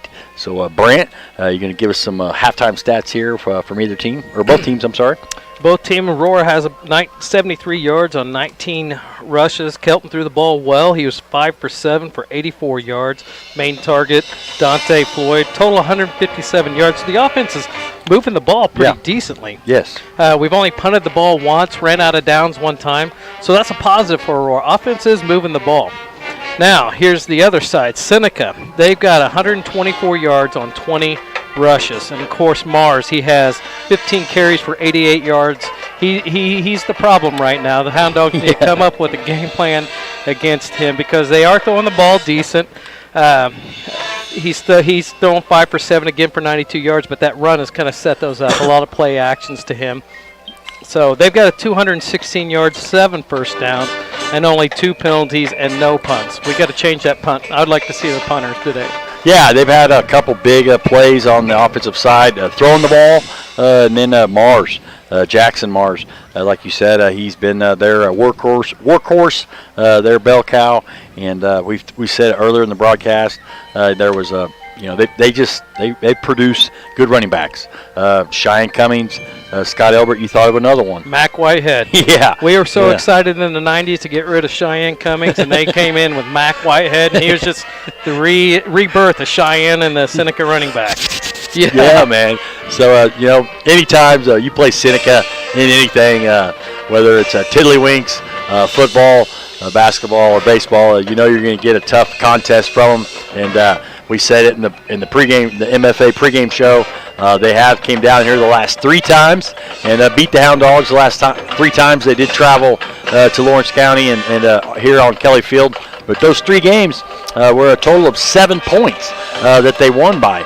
So a lot of these players were not around then, but Seneca always has a good pedigree. All in all, good wrestling programs, football as well. So still 6 minutes left. The Aurora Hound Dog marching band's out there doing their halftime presentation. So we are going to take another break. And man, as I look into the outside, Brant, the track is wrapped all the way around, and Coach Pitts has to love the love that this community is showing on opening night of Friday Night Lights.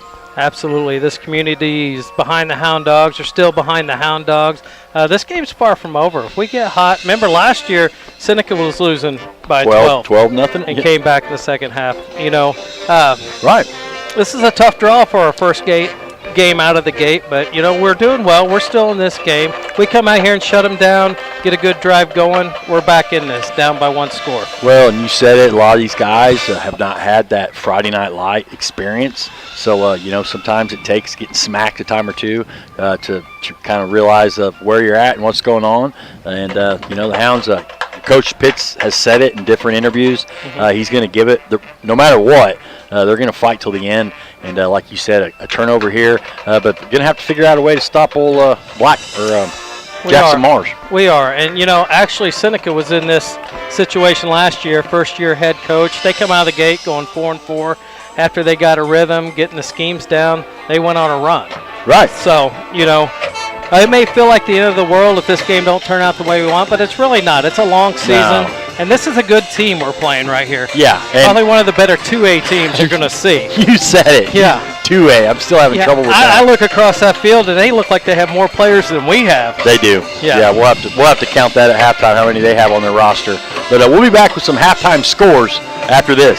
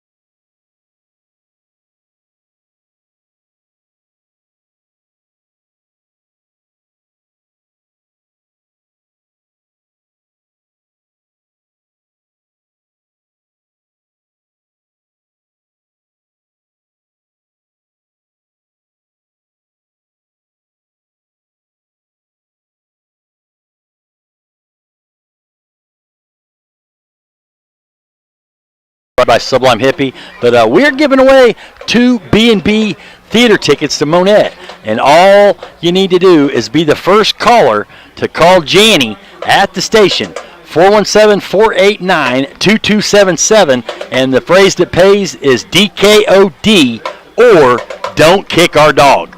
First caller at 417-489-2277 gets 2 B&B B&B movie theater tickets from Monette. So DKOD or Don't Kick Our Dog. Give Yandy a call at the station. She will text me the winner here in a little bit. So I almost forgot. Got a lot going on. Me and you still learning how to work with one another. And first half, hey, you stuck around. You didn't run off. Yeah, I didn't leave. I didn't leave. I don't know if I did a good job, but I didn't leave. You're doing great. You're doing great. So some of the halftime scores from the area. Man, big boy football. Nixa and Webb City. Nixa leads 21-13 at halftime. It looks like. Joplin all over Branson, 27-0. 14-7. Carl Junction leads over Ozark. Carthage leads over Republic, 27-7. Neosho over Willard right now. Second quarter action, 38-20 in a high score. West Plains and Bolivar. That's a good ball game. Tied up 7-7 in the second quarter. Glendale 24, Waynesville 12. That one's in the second quarter. Kickapoo shutting out Hillcrest 21-0 right now.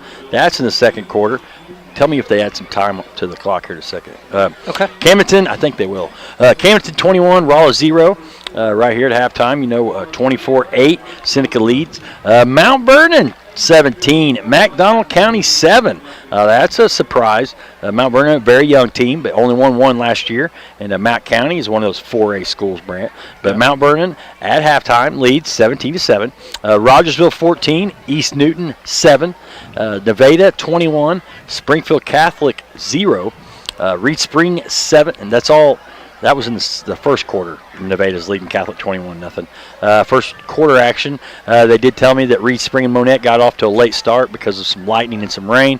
Right now, Reed Spring leads over Monette 7-0. Lamar all over Marshfield 35-0. Do not have a score on Cassville and Hollister.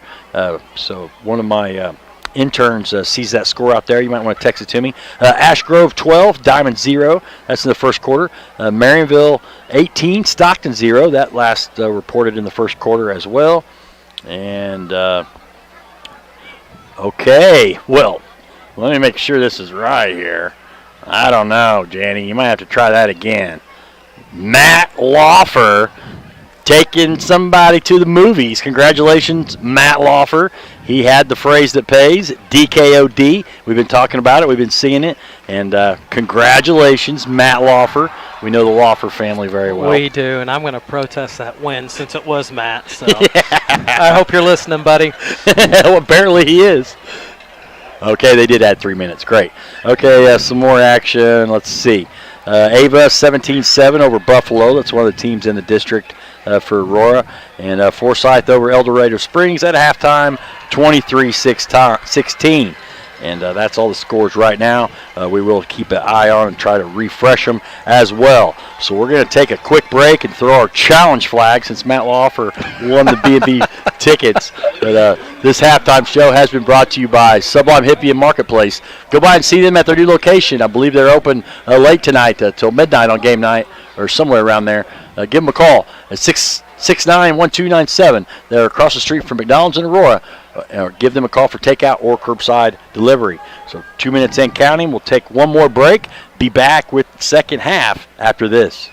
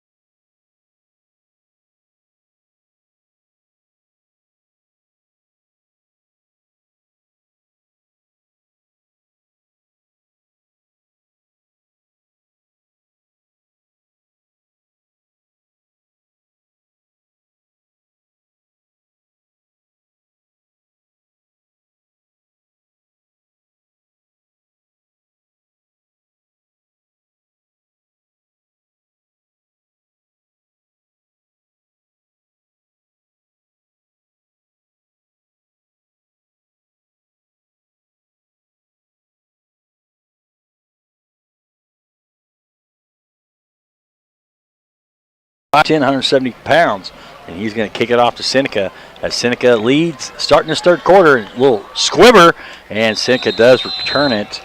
Covered up by 14, Eli Olson. Eli Olson, no relation to Nelly on the play.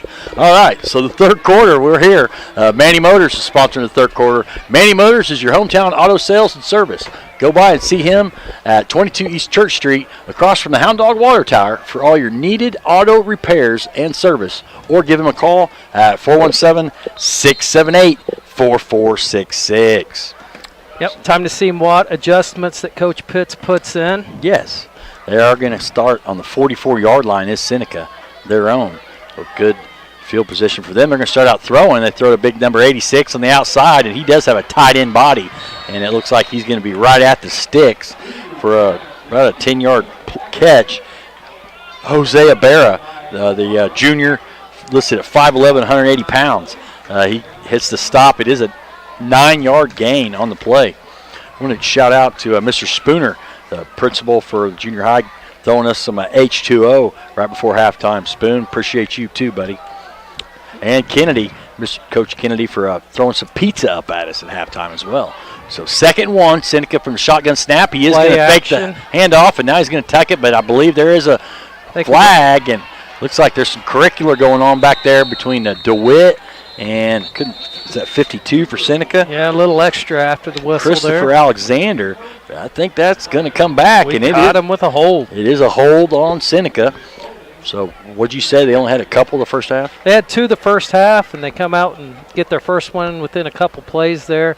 It looked like DeWitt had the edge there, and he just reached out and grabbed him with 2 hands and pulled him to the ground. I think that's why DeWitt gave him a little business after the play. Yeah, I saw the flag. Connor Ackerson, that reception will not count. He's a 200-pound, 6'1" senior, listed as a wideout, but he's just got that tight end body. Yeah, there's not many 200-pound wideouts in high school, at least not in Southwest Missouri, I wouldn't think. No, man. So that's going to scoot them way back. The chains are all the way up here at the 46, but it's 2nd and 19 from the 35. The shotgun snap for the Indians. Looks like they got 2 receivers to the left and 1 to the right, and they do fake the handoff to Mars. Going deep. And now they're throwing it deep, and he did catch it. Number 1 caught it, and what? Whoa. I didn't hit nothing. Hey, give me that PSA. Holy cow, I just went off. Dude, we went off. Yeah, we just went off. Pass interference.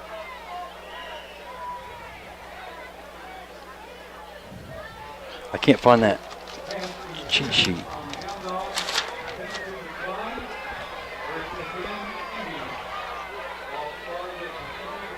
Oh, man. Did you see who caught that? Dude, it went dead. After the turn at 8-8.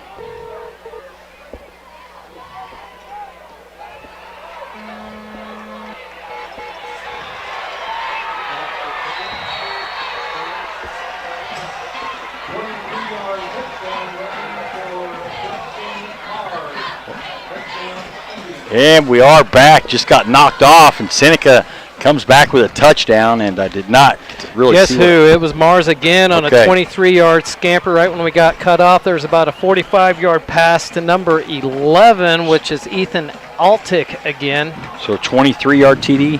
23-yard touchdown and a 45-yard pass before that, chewing up some yardage quickly. Okay. The Indians were. Don't know what happened. It just started going off. Got our first extra point here from the Seneca Indians. Looks like the kicker's 83, Enoch Miller, and he boots it through. Okay, so 31, so that extra point was good. Aurora finds herself in a hole here. Now it's just time to show what we're made of, see what our offense can do, see that grit that's in our eyes. Like I said, this is a learning experience for a lot of these Hound Dogs. It's their first varsity experience. Kelton Brown, first varsity experience. He hadn't played since 7th and 8th grade. So yeah, sometimes a loss isn't a bad thing. It's an opportunity to learn from that. And let's see what we're made of here, whether we roll over or we still come back and still play. You know, stranger things have happened, man. Yes, you are correct.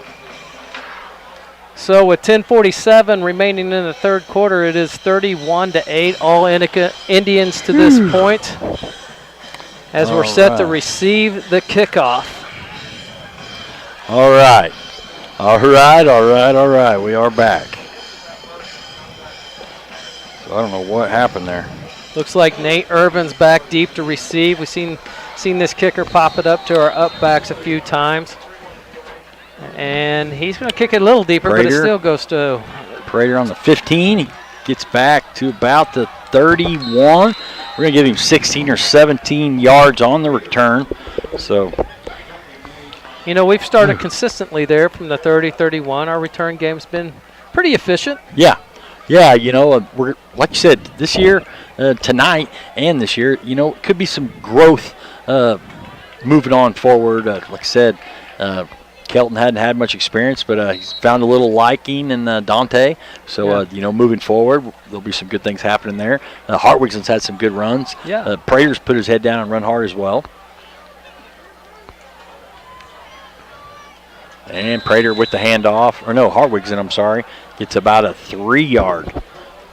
I think as the season goes on, and we kind of talked about it at halftime, this is a legit team in the Seneca Indians. They're kind of clicking on all cylinders. They got big athletes on the outside. They got an all-state running back. Quarterback's been throwing the ball well. Line has played real great. I think as we see the season goes on, we played a real quality team here. Yeah, oh yeah. That can wreak havoc in the 2A Well, class. and Seneca will have to get by Lamar. Shotgun formation for Kelton. He sidearms that across to Floyd, and the slant is caught. And that was more of a sidearm fling by Brown. 15 or 16-yard reception by Floyd, and he's got dinged a little bit, but he's going back to the huddle. And the line gave him some time, and a little sidearm action there from Brown. Yeah, he shuffled to the left a little bit and did his best Patrick Mahomes, little slide arm fling. And he throws effortlessly. He has a great arm. He does. He really does. Throws a good spiral, too. That first down was brought to you by Pettit Law Office. Give him a call at 678-2187 for all your local legal needs. Shotgun formation, and Brown puts his head down and gets a good 5 or 6 there. And once again, who is that? DeWitt. I've seen him going to the whistle and then some. It's easy to see which one DeWitt is because he's the only one with the white socks pulled up to his knees there. So DeWitt with the good pancake block there, and Brown puts his head down for half of it, good 5 or 6. Going to be another manageable second down. 31-8, Seneca leads, 9:20 and counting here in the third quarter. Brown shotgun formation. Floyd to the right, now Prater in motion, joins Brown behind him, and a little maybe trickery. No, Brown just puts his head down, fakes the handoff, or fakes the pitch, in other words, to Prater, and that's probably one of the best looking runs by Brown.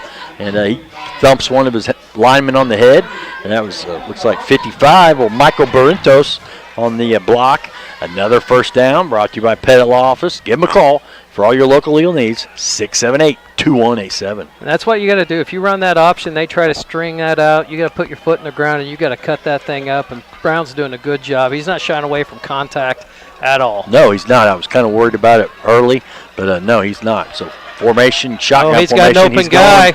Down to number 85. Oh! Looks like 85 was Jose Ibarra. He's the tight end linebacker, 5'11", 180. One-on-one coverage in the north end zone there, and once again showed Brown showed his arm off there. Yeah. And we know, watching him from baseball, that he does have an arm, but he flinged that one and got a pretty spiral. Yeah, that was a 30-yard pass with a flick of the wrist, and it was a good pass too. Yeah, he got open down there and put it up there. Just, a little high, but we got to come down with those. Well, it's good to see him not just locking in on Floyd either, looking for some other receiver. Absolutely. Second 10 from the 32. Shotgun formation is Brown. Now Prater goes in motion and joins him in the backfield, and he takes the handoff and comes around the left side, and 86 is not letting him go. Another guy going both ways for them, Connor Ackerson. He's a 200-pound, 6'1" senior on the outside edge and would not give Prater that edge. So that was a short gain. What'd you give Prater on that one? I gave him 2 on that one. Okay. It's around 1.5, 2. Yeah. And I will say it, folks, all of our stats are unofficial. Real unofficial. Yeah, real unofficial. You're doing great, brother. You're doing great. 3rd and 8 from the 30. Still 8 minutes and counting here before third quarter ends. And now another shotgun run by Brown, and they Indians kind of blocked that up. Looks like double deuces there. I know. I remember that number? Morgan Vaughn, number 22. I'm partial to number 22. That was me. Anyway, nothing like that. So looks like Morgan Vaughn on the tackle. So now is it fourth and down? 6. Brings up another 4th down. Well, I suspect we're going to the air here. Well, let's see. Floyd is out right with Evan Hartwigsen on the right side, and Ibarra and Prater on the left side. 4 receivers out, 2 on each side. And I think he's going to probably look for Floyd. There he is across the middle. Intercepted. It was pinballed off a couple different defenders, and now Seneca's trying to return it, and he gets all the way back to about the 35. And let's see who tackled him. He was locking in on Floyd, and I was kind of worried about that, Brant. That was the first interception, and Floyd's way over here now. Yeah. So, yeah, he was in double coverage. They had a linebacker underneath him. They had a D-back over the top of him, and the linebacker just tipped it up. Yeah. And when you have one of your best receivers as an outside linebacker, he caught the carom, and he knew what to do with it when the ball got in his hands. Yeah, first turnover of the season for either team, but the Indians cracked that first, so now they're going to take back possession on the 31-yard line, 1st and 10. They're going from left to right on your radio dial. 7-11 left here in the third quarter. It has been mostly Indians tonight, and now they fake the handoff to Mars, and the quarterback keeps it, and see if Rios can stop him. He does across midfield, but not before the Indians, and that was number 3, the quarterback, Gavin Hoover. So they got a couple juniors here, Gavin Hoover and Jackson Mars. Seneca, maybe I am glad they bumped down at 2A, Brant, because they are a tough task to handle right now. They are. They have a lot of athletes. Put those with those 2 big receivers. And you got that speed back, number 11, Ethan Altic. He caught that deep pass earlier. Yeah. So they're a well-balanced team. Yeah, Seneca moves the chains again. They are going to be a force in 2A.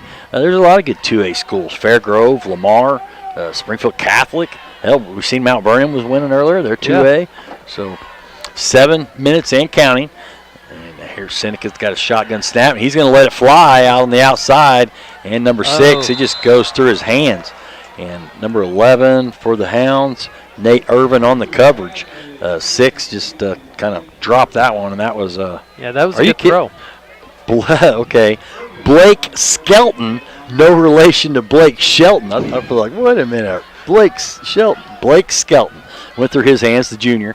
So now, and that was a tough throw. That was a 15-yard out from the far side of the field, and that was a well-thrown ball. So 2nd and 10 from the 44-yard line. 6:56 and counting here. Now it's a handoff to Mars, and Hounds got him bottled up there. Yeah, 2-yard gain. A host of Hounds on that tackle. So one of Mars's shorter runs of the night. I think he still gets a couple on the play. They're going to give him 1. It looks okay. So 3rd down and long. Number 77 coming in for the Hounds. No way. Levi Garrett. Is that right? That's right. Okay. Levi Garrett. Right. Okay. Right on. 6:20 and counting. Shotgun formation are the Seneca Indians. Now receiver in motion, and they, when in doubt, give it to Mars. He goes all the way up the middle and gets to the 2nd and 3rd level of the Hounds defense, and that started on the 42, and it looks like they're going to spot it about the 28, so another 14 or 15 for Mars. So I believe he's over the Century Club tonight, isn't he, Brant? Oh, I would think so. He had 88 at half. Yep. He's at about 125 right now on 18 carries. Josh Blackburn, 285-pound senior, checks in. Barrentos checks out. 1st and 10 from the 24. Jack Klein tries to cut the edge off, but not before, once again, Jackson Mars, up the gut. And I think they may move the chains again, Brant, and they are. So Seneca's got the chain gang moving. They are in the red zone again. And was that about the 16-ish or no, the 11. So 1st and 10 from the 11. So Mars at 139 yards. You're starting to see a little fatigue, I think, on that line. Yep. We put people in the A gap. Here comes the linebackers. High Our snap, but quarterback keeps it that keeps time. it, and I believe he got to about the 5. Forward progress is stopped, and not many. Talon. Okay, I saw something on the ground, but it was a Talon, not a flag. Yeah, they faked it to Mars there, and I think 2 Hound Dogs hit him. They were not going to let Mars get a yard on that one. Yeah. Quarterback wisely pulled it and tucked it for about a 6-yard gain. Yep, Mars has had most of the action tonight, but second, and he's a good decoy. Yeah. With what, just to fake it to him. So 2nd and 3 from the 5, and the Hounds need a big stop here, and now big number 86 to the right side. Out Nate Irvin on defense, but they run away from it. Keeper. Quarterback keeper, and he falls forward. That's going to be close to the chains. He needed 3. I know he's inside the 5. They did say first down, so he gets 3 or 4. And 4 Hounds check in, so that means 4 Hounds will be checking out. So you said it a minute ago, some of these guys are getting kind of winded, and coach is trying to get them rotated in there, but right now, the Seneca is just putting their head down and putting their foot on the pedal. Yeah, 1st and goal from the 2. They come in at a tight bunch. Let's see what whistle. Timeout Aurora. Timeout Aurora. Okay, so they didn't use any in the first half, but they'll use one now. So once again, this timeout's brought to you by Isonova. Isonova is now hiring. For more information, go online to isonovatech.com and click on careers. We're going to take a quick break and be right back.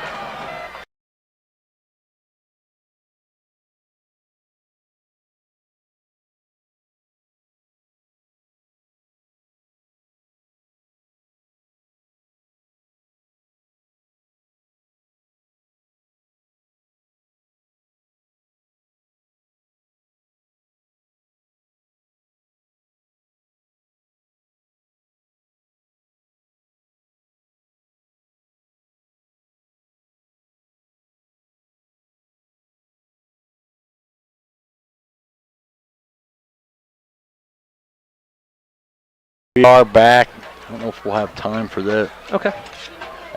We'll see what happens here. They're saying now, the scoreboard's saying 1st and goal from the 1.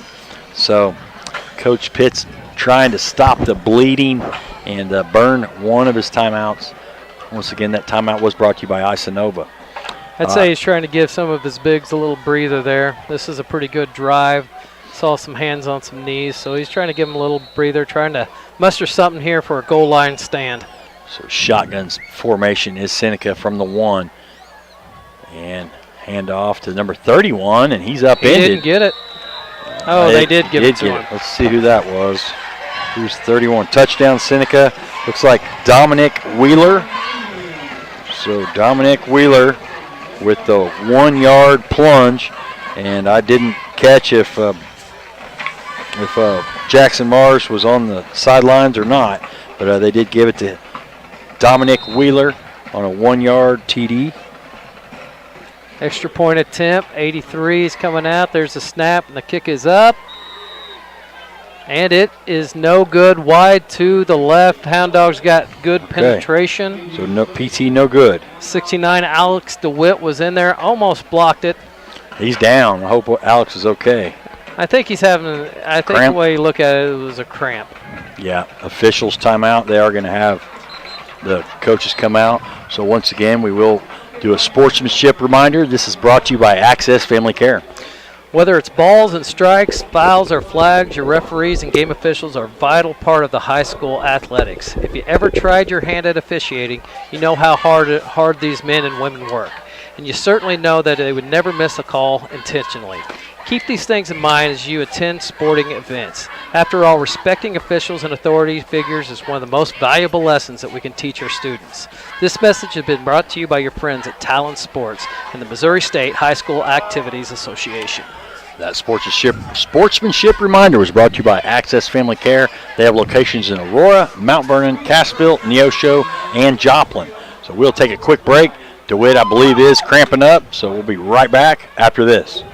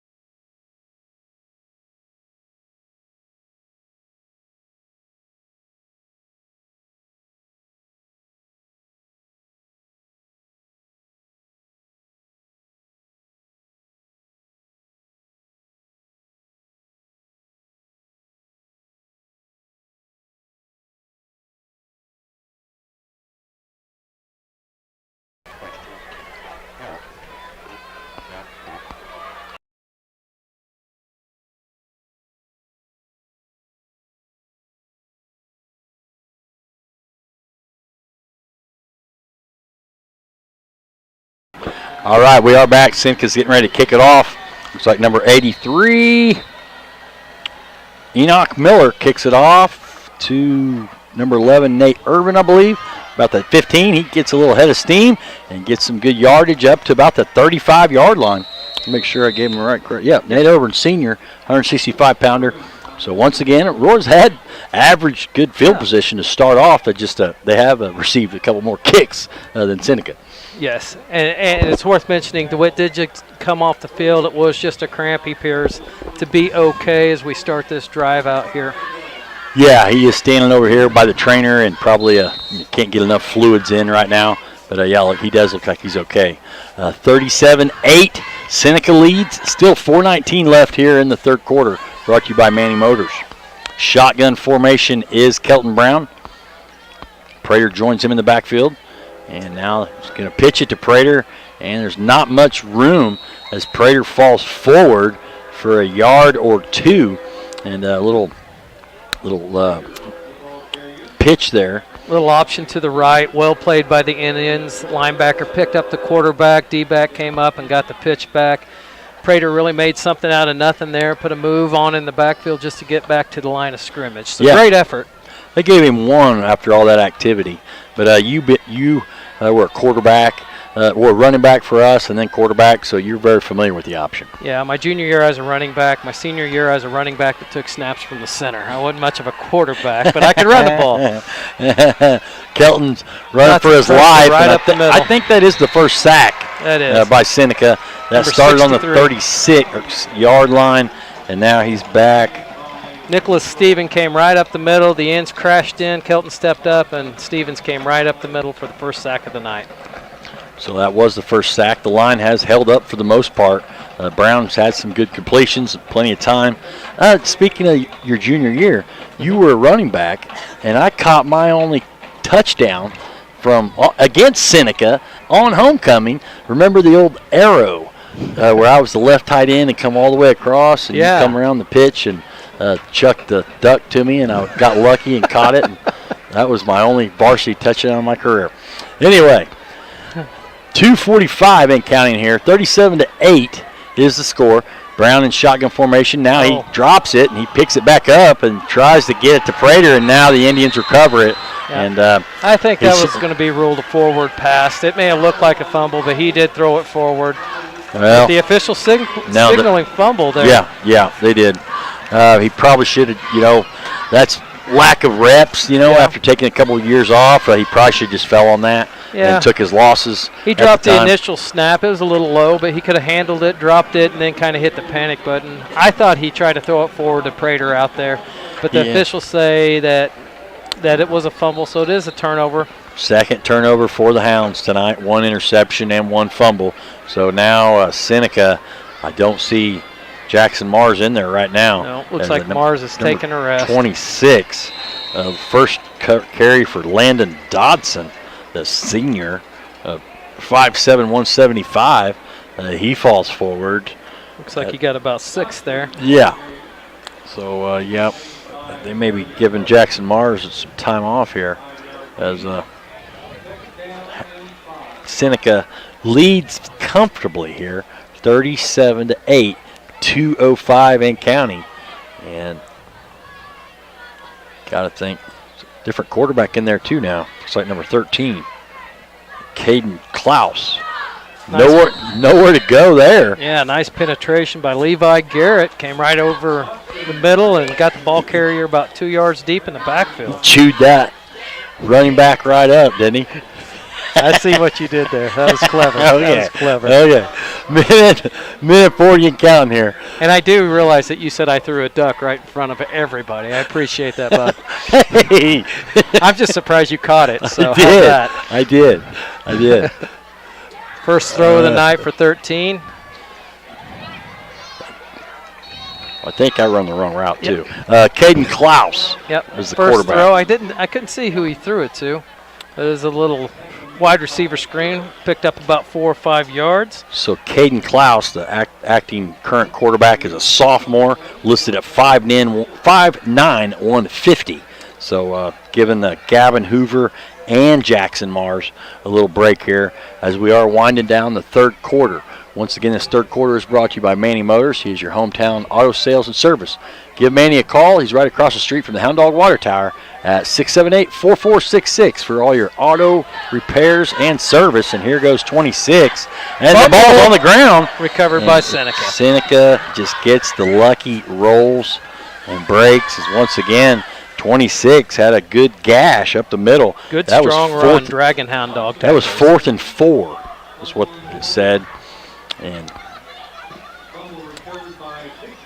yep.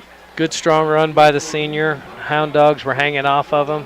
Someone got in there. I couldn't tell the number. Got in there and punched the ball out. But like you said, bounced right back up to a lineman. It did. So that lineman's probably going to kick himself. He could have picked it up and ran it in. That may have been his only opportunity for a touchdown. Could have been his one shining moment. Yeah. Huh? 22 seconds and counting. Shotgun snap by Seneca. And now the quarterback keeper. Number 13, Caden Klaus. Did he get in? He is in for the touchdown. Okay. Touchdown, Caden Klaus. So Caden Klaus. How many yards was that? That's about a 4-yard scamper. Okay. It went right up the gut. So 4-yard TD. Makes it 43-8. Seneca going for the extra point again. 17 seconds left in the third. And kick is up, and it is right down the middle. Is it? Yep. Yep, he got it. So PAT is good. And that makes it 44-8. I'm told that we are supposed to be joined by Coach Brandon Pitts after the game. Win or lose, he said he would. He's still going through his drill of being a first-year coach. So hopefully he'll remember, but we will try to have him here for the Doty Doty Trash Service postgame show. And like I said, we didn't really know what to expect tonight. Yeah. But looking at this Seneca team and their crowd, I mean, look at their crowd, man. Those bleachers are full. And we haven't said, let's give a shout out to the administration. They gave us some more room this year because for those web TV folks at home, they can see that there's a visiting press box here at Kelly Field for the first time ever. And that gives the coaches, the visiting media and visiting coaches their own little space up here. But they did some Bob Vila, knocked out a wall or two up here, and we got a lot more space than what we used to have. Yeah, it's nice. This is a nice field this is an older field, but we've done a good job. The field looks like it's in great conditions. We've done a lot of improvements. It is. And kickoff got received by number 4. Clayton Jaramello. Okay. Clayton Jaramello, and hey, man, he had a big run the other night at that scrimmage a couple weeks ago. He cut back a couple different times. And once again, it's like I sound repetitive, but the Hounds, they almost within 2 or 3 yards start about the 35 every drive. Yeah. They haven't really been backed up. They just had trouble stopping Seneca, and then a couple times we have stopped ourselves. Yep. That is the end of the third quarter, so we will take a quick break. Seneca 44, Aurora 8. We'll be right back with the fourth quarter after this.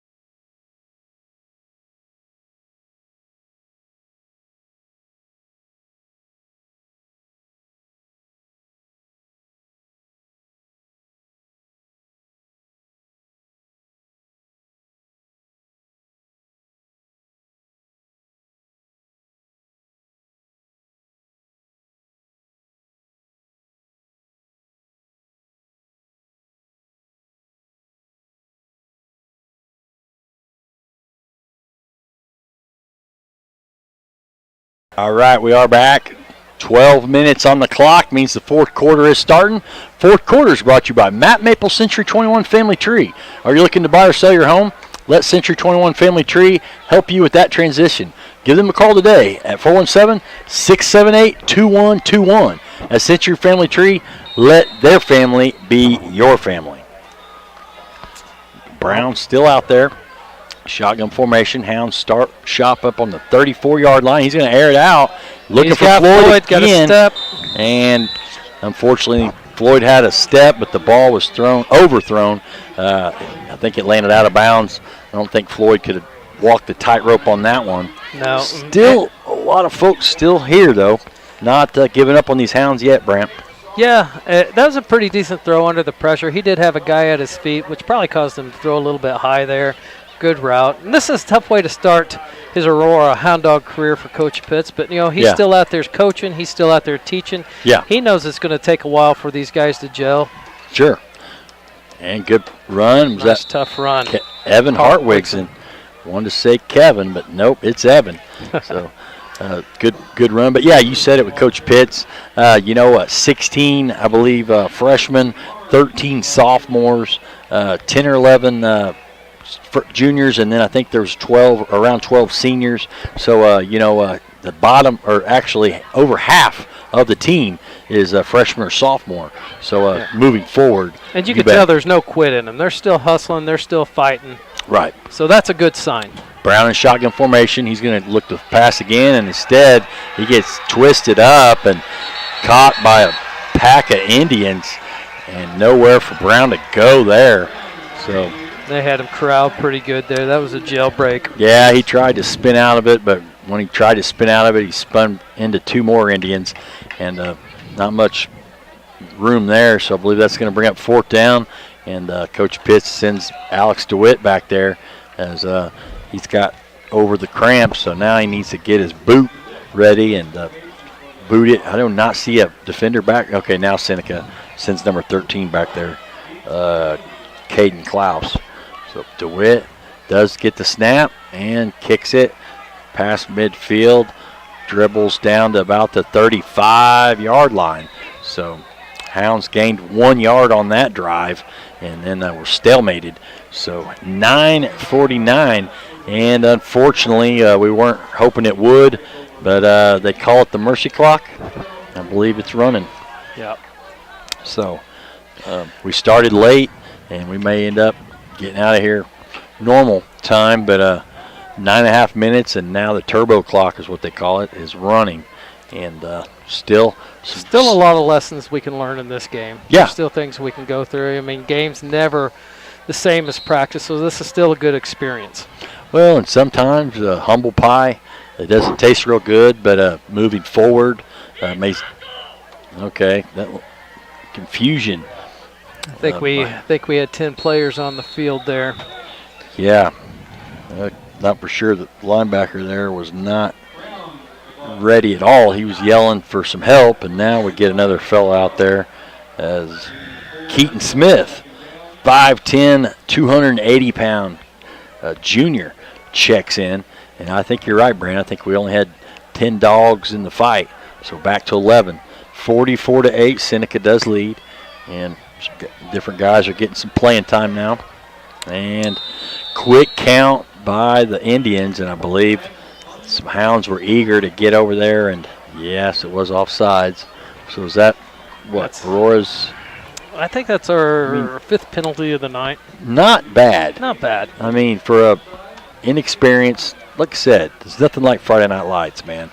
Get the adrenaline going. You don't have to check and see if you got a pulse when you're out there after you get hit a time or two. You're either in or you're going to be a bleacher creature over here and a wallflower on the sideline. And it's hard, but I think Coach Pitts will use tonight. They'll go back and look at film, see where they can get better, and he'll rally the troops. He'll get these guys back on a positive note, working hard. So short gain, maybe no gain on the play. Jack Klein in on that tackle, and some of these seniors never say die, and trying to keep this to a minimum. And big number 67, Ethan Hoosman, checks out. 6'3", 265 is Ethan, and he's had a good summer going to some different camps, and I know he's being looked at from some different schools, not just locally but abroad. So far, though, I've really not seen many injuries other than the cramp, which is a good sign for the Hounds.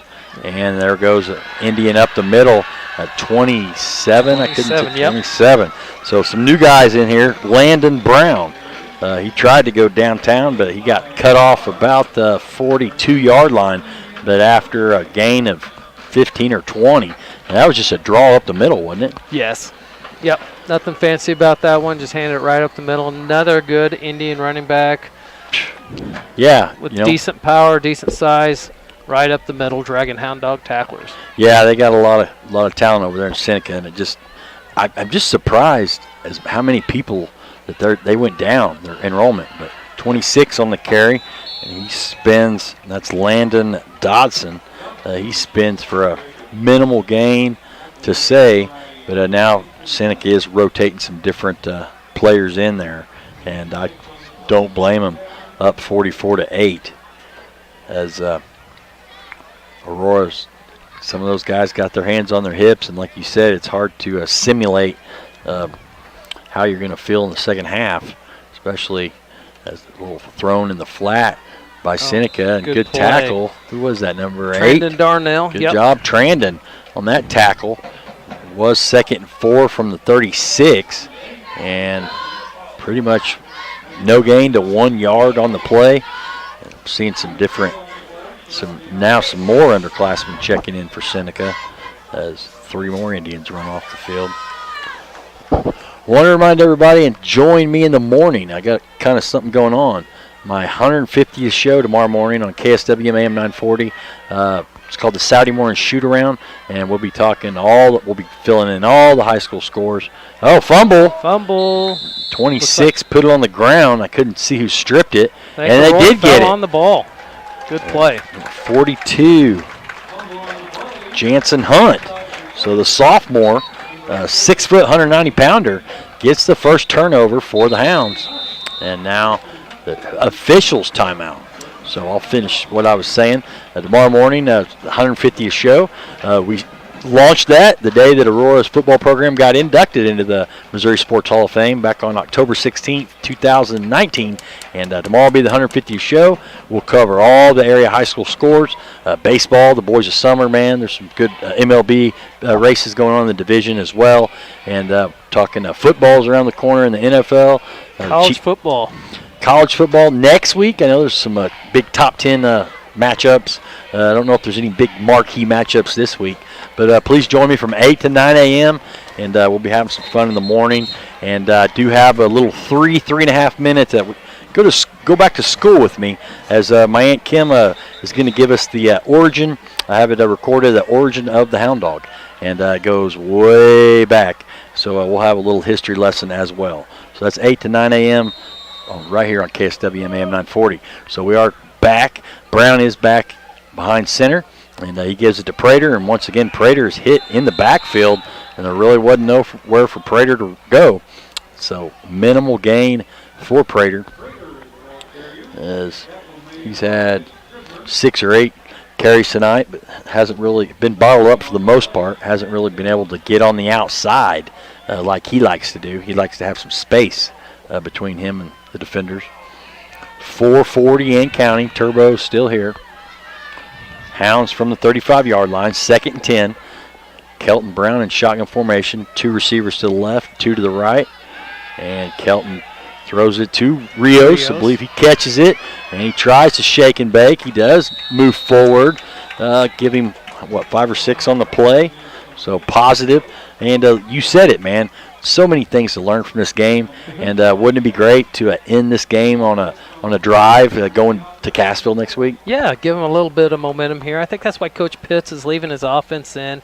He wants to give him a little confidence going into next week and this week's practice. And there have been a lot of positives that we can go off of. We have blocked. We have thrown the ball well. Dante Floyd's got open a lot. Times. So, there are a lot of positives. And Coach knows this new scheme's going to take some time. Sure. I mean, it's night and day difference from what we ran last year, and even if it wasn't, everybody running it, it's night and day difference. You're very, very correct. Brown scampers up the middle for a first down. First down brought to you by Pettit Law Office. Give them a call at 678-2187 for all your local legal needs. Winding down here, right at midfield. Next week, we do travel to Cassville, and we're going to see an old fella that we used to battle with, and occasionally was teammates on a couple different baseball all-star teams. We're going to go visit Sammy Clapper and Jeremy Marple. Jeremy Marple was our age, and we had a lot of battles with him over the years. Oh my gosh, that was another place you hated to go play. You knew you was in for a dogfight when you went down there to Cassville. Yeah, Cassville Wildcats host next week. Sammy Clapper and Jeremy Marple's been doing it a long time together. Sammy's been a big help and a big mentor and friend to me. But yeah, me and Brant knew Jeremy Marple back in the 80s. I think Marple was the same size he is now in 8th grade, man. Yeah. He was a man-child. I hope you're listening, Jeremy. Well, he may be on a delay right. in Hollister. But 2.5 minutes and counting here. Oh, we got, looks like a defensive lineman crossed the line. Okay. Unless we had a little movement, who are they going to call on? The clock is ticking, though. They are going to call it on us. We so must have had a flinch over going there. Going the wrong way. So let's see what we can do if he's going to air it out. I don't know if Coach is going to try that or he's just going to try to. Yeah, I don't know if he'll put Brown in any position to take a good hit here at the end of the game. Yeah. I say that, but he's run it up the middle a couple times, so you don't know. He has. Under 2 minutes, still ticking 44-8. It has been all Seneca. Aurora did cut it in half from 16-0 to 16-8, and that's the closest they got. Now Brown does get it. He tries to get around the outside and fakes the pitch to Prater instead. Still on his now feet. He's still going after all that. What a great effort. Not giving up. He faked the option. Minute 25 and counting here. How's that Mount Vernon score coming? I was looking for that Mount Vernon score. Unfortunately, I ran into ours. 24-7, Mount Vernon still leads over Mack County. Nevada all over Catholic, 62-7. Cassville 21-20 at half against Hollister. So I think they had some weather delay as well. Prater on the outside gets the handoff from Brown and gets maybe 4 on the carry. And, you know, some of these Indians that are in there now, they're getting their first checks on Friday Night Lights, so they're not giving up and quitting at all. They don't care what the score is. They're trying to get in their box score tackle as well. Absolutely. Probably some of the younger classmen, man, they want to make their name and their mark in this game also. Yeah, very true. So there may be one more offensive snap. About 4th and 6 here. Let's see if we'll go to the air with 26 seconds left. Why not? Just send Floyd to the end zone and see what. Just throw it up. Why not? Just don't get hurt. Looks like we're going to. He is going to. He's throwing it up. Floyd is open. Oh, goal flag. There it is. Pass interference. But will that be the last play of the game? Because the turbo clock, it probably will be.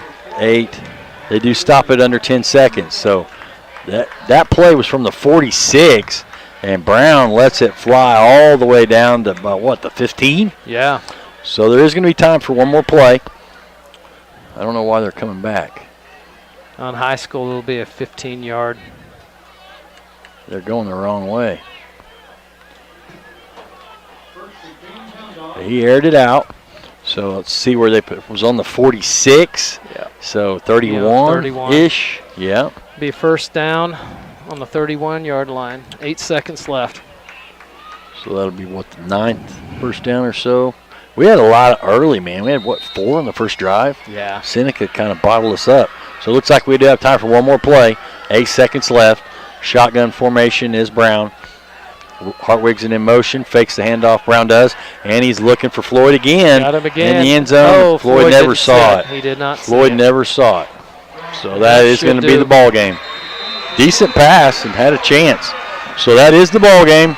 Seneca comes to familiar territory in Aurora again and takes down Aurora 44-18. Coach Brandon Pitts is the first one out there to shake hands, and now he gets his feet wet, so to speak, and head coaching varsity experience. But it was all Seneca tonight, 44-8.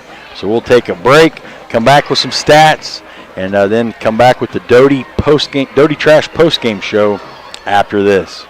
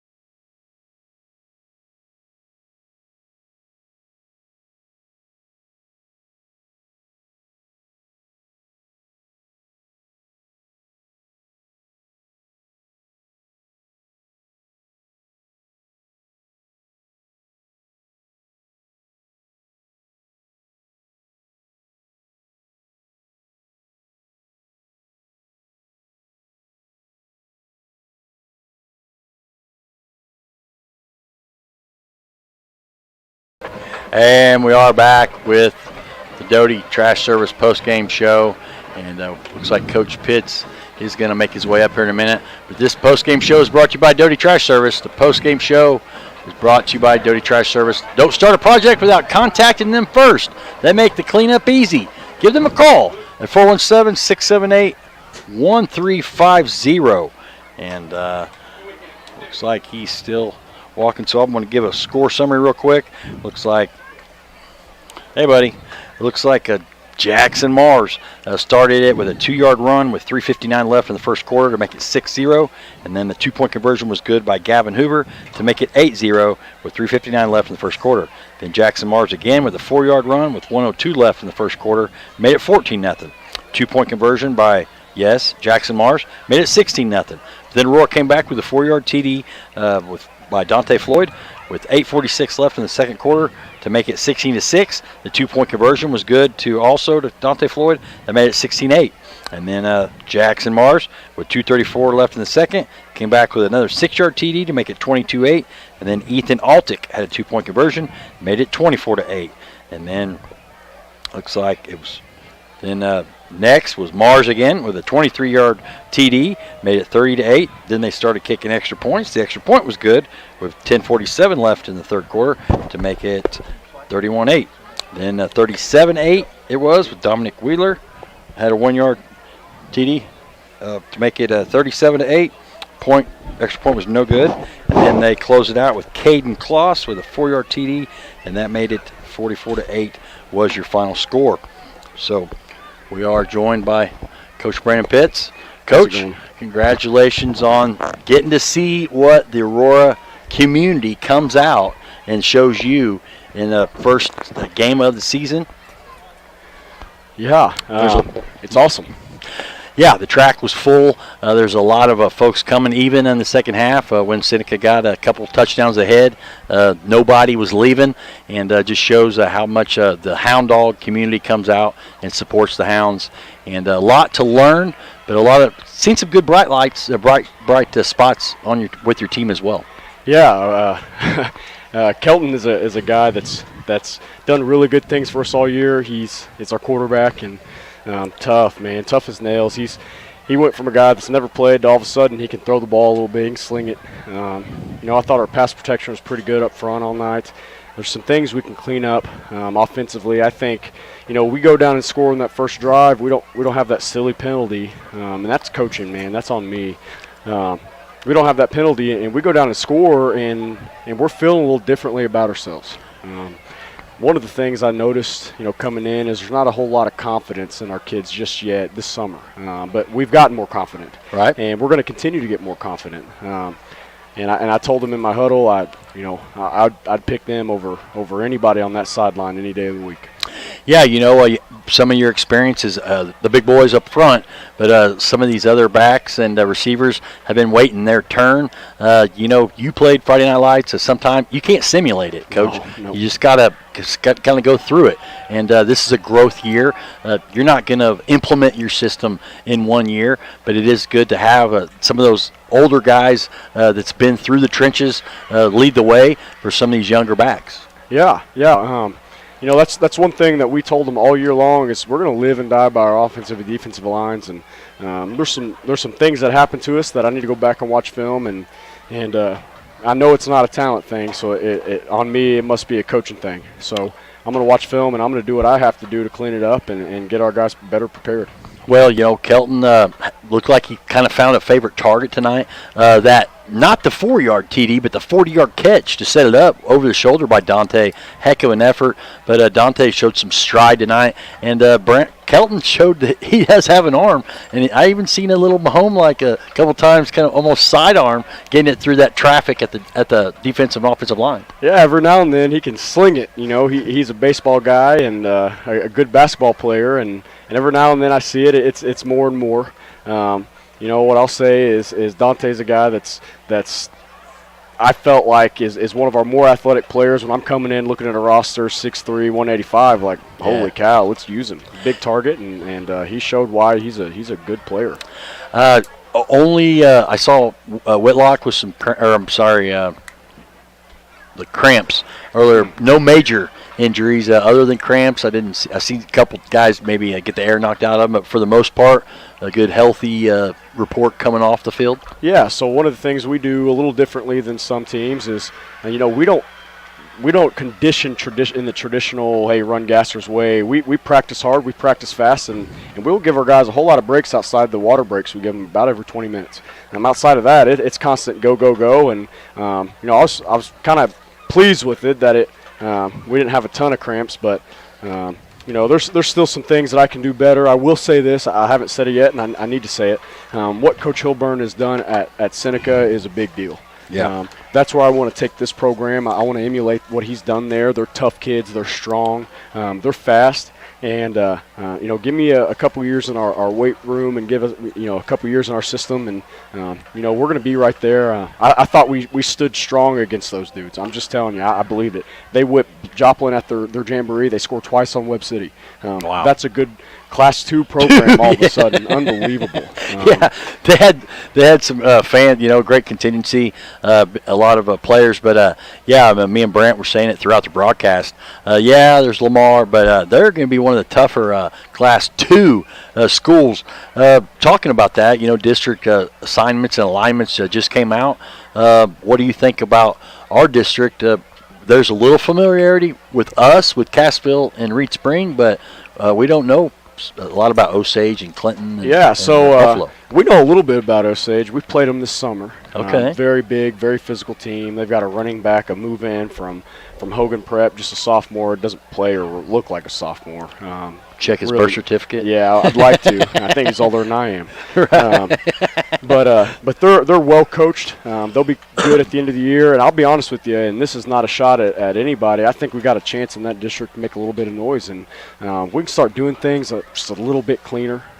Obviously I've got to do things better on my end. It all starts with me, but I think we got a chance to make a run, and I'm not afraid of it, man. That's one thing I want our kids, I want our community to have, is a little bit of a chip on their shoulder and have something to prove to yourself or, to somebody else. But, I like our district. There's some good teams in it, and I'm excited to compete in it. Yeah, we years ago, we're familiar with Clinton. We won't talk about that game in the early 90s, but they're coming off a year that they didn't even have varsity football. So with them and then Osage, I think they only had a couple wins. It's too early to even worry about. But Seneca tonight did not look like or act like a 2A team. And, they are familiar coming to Aurora. The last 3 times that they had been here, they had won, but it was a total of 7 points. So a lot of times it's scrappy. But Mars, the Jackson Mars kid, probably got to have some all-conference accolades. And he had like right under 100 the first half. But it was pretty much the Mars show. Yeah, so I had talked with Carthage's head coach, Coach Guidey there, and they've got a kid named Luke Gall. To me, he's the Luke Gall of Class 2. He's the kid that can make plays offensively. He can make plays defensively. Tough, physical kid, one of the strongest kids on their team. And to me, I'll be honest, a lot of times, we were wrapping up and we were in the right spot. We weren't quite strong enough. And that's not a shot at our kids. I hope that it can come that way. That's just the reality. There's some things obviously I've got to fix, but I think one of the things we'll do in the weight room is we'll get stronger, we'll get faster, and that it won't always be that way. Do you know much about Cassville? I think they had some weather delay. Last report we got was they led Hollister 21-20 at half. Mount Vernon is actually leading Mack County. 24-7 was the last report we had. Some of the other Big 8 scores. But what do you know about Cassville? And another first-year coach, and Coach Clay Weldy, which is a familiar Hound Dog alum as well. I don't know a whole lot, I'll be honest with you. I know that they've got a lot of tradition. They're not too far removed from a state title appearance, if I'm not wrong. And I know that Clay was a part of that. He was the OC during that. So I don't expect them to skip a beat with him. I know they had a down year last year, but they returned basically everyone. I know they've got a pretty good offensive lineman, and I'll know more in about 4 hours after I after I stay up and don't sleep at all and watch film. Right. Well, Coach, I'm glad that nobody got hurt tonight. You had some bright spots. Brown could kind of show what he's got. Me and Brant were kind of worried after taking a couple years off. We knew he had to get hit a couple times. It ain't football. It ain't camp. And you're not. It's not your teammate that's coming after you. A lot of these guys are peeling their ears back, running downhill. But he looked good throwing the ball. And for the most part, 2 sacks late, but I mean, for the most part, he was kept upright, and the line did a good job blocking with him. And well, like we said, there's some learning curves along the way, but there were some bright spots, even though the score was a little out lopsided. I really think it's 2 or 3 plays in the first half were the difference. In a team like that, a culture what he's got going right now, they're going to step on a throat. Yeah. Because that's what good teams do. And they came out and they kind of ran it right down our throat. And, we had a couple coverage busts that, if I fix that, that doesn't happen. And we had a couple negative plays early, which were awesome. We just got to be able to string that stuff together a little more, and as we go, we'll get better. Well, man, I appreciate you coming up with us. Like I said, I was real proud of the crowd tonight. We'll be back, after next week, Battle of the Bell Bowl. There'll be a lot of Lawrence Countyans and then some ready for that Mount Vernon Aurora game. Throw the records out the book every time those 2 teams meet, Coach. But, don't be too tough on yourself. Go back, look at some film, learn from this, and hopefully next week we can come back with a W. Saw some movement down at the end of the game, moving the ball, and Floyd, I think he lost it in the lights or something, and we might have closed the game on a touchdown. Yeah. So we had some chunks of some good yardage and some good pass plays, and like a lot of these guys needed to get this life tonight, because you can't simulate games on Friday nights. Yeah, I asked them at halftime, how many starters we had returning, and 3 guys raised their hand. So that's both sides of the ball. We got a lot of guys that are brand new to Friday nights, and it's their first taste, and that's a good football program and a tough one to start with. But I thought we went toe-to-toe at times outside of a play or 2. I don't want to run long-winded, but I do want to say thanks to the community for coming out. That's what I want. If it were up to me, every single person would just be on the field with us in our huddle. I want them all to hear what I'm saying. I saw that after the game. You were addressing your team, but a lot of folks didn't understand. I was watching while Brant was doing math relays for me, adding up some yardage and some stats. But you were telling people, hey, come here. And can you share a little bit of what you shared with them since we were up here? Yeah, one of the things I told them, that's tough. That's not the outcome I want either. I'm very competitive. Hopefully you guys didn't hear me too much, but I get pretty fiery because I want to win. I want to do things the right way and handle things the right way, and when they don't go that way, it's frustrating. But I said at the end of the day, I came here, I came to Aurora.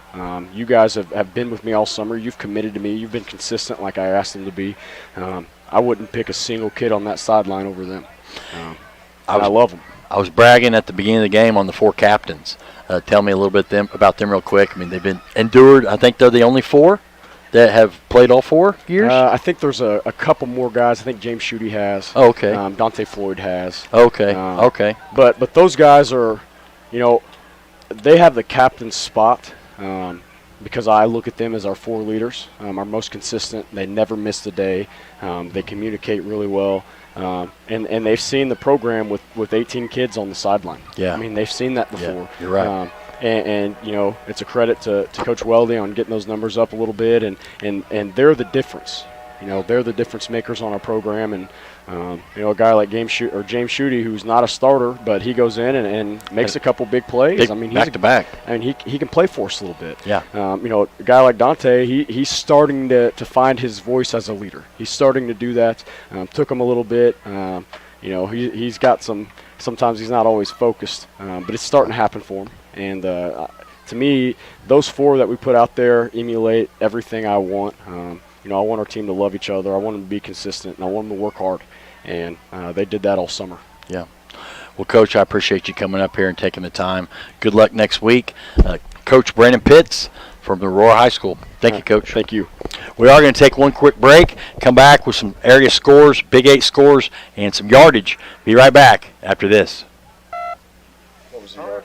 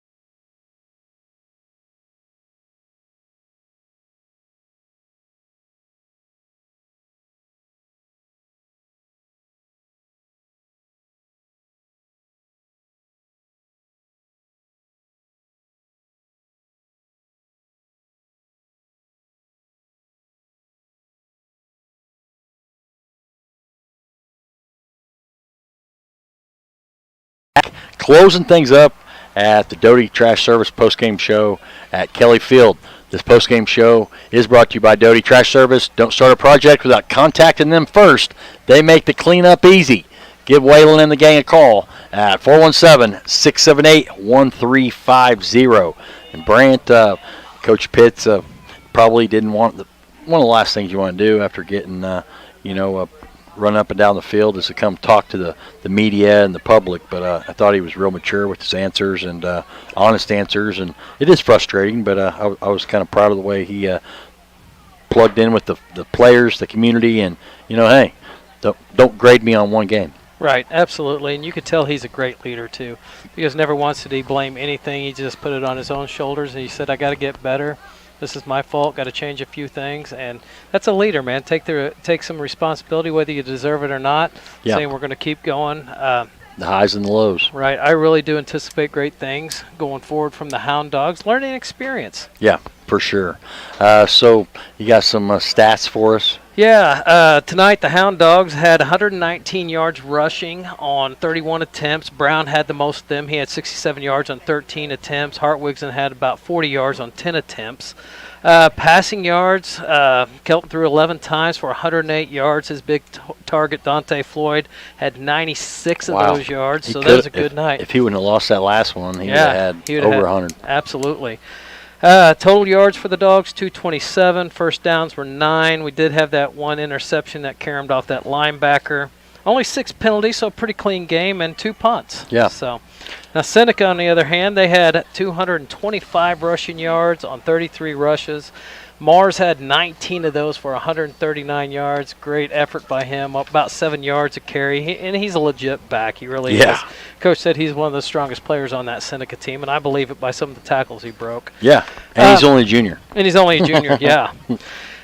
They were 7 for 10 passing, 101 yards, which I believe Mars is power back. He set most of those passing yards up on those 2 big play actions. He did. So they had 330 yards, 10 first downs. They did have the 1 turnover, the lost fumble, and they had 4 penalties. And the big one, they didn't have 1 punt tonight. Yeah, did not see the punter.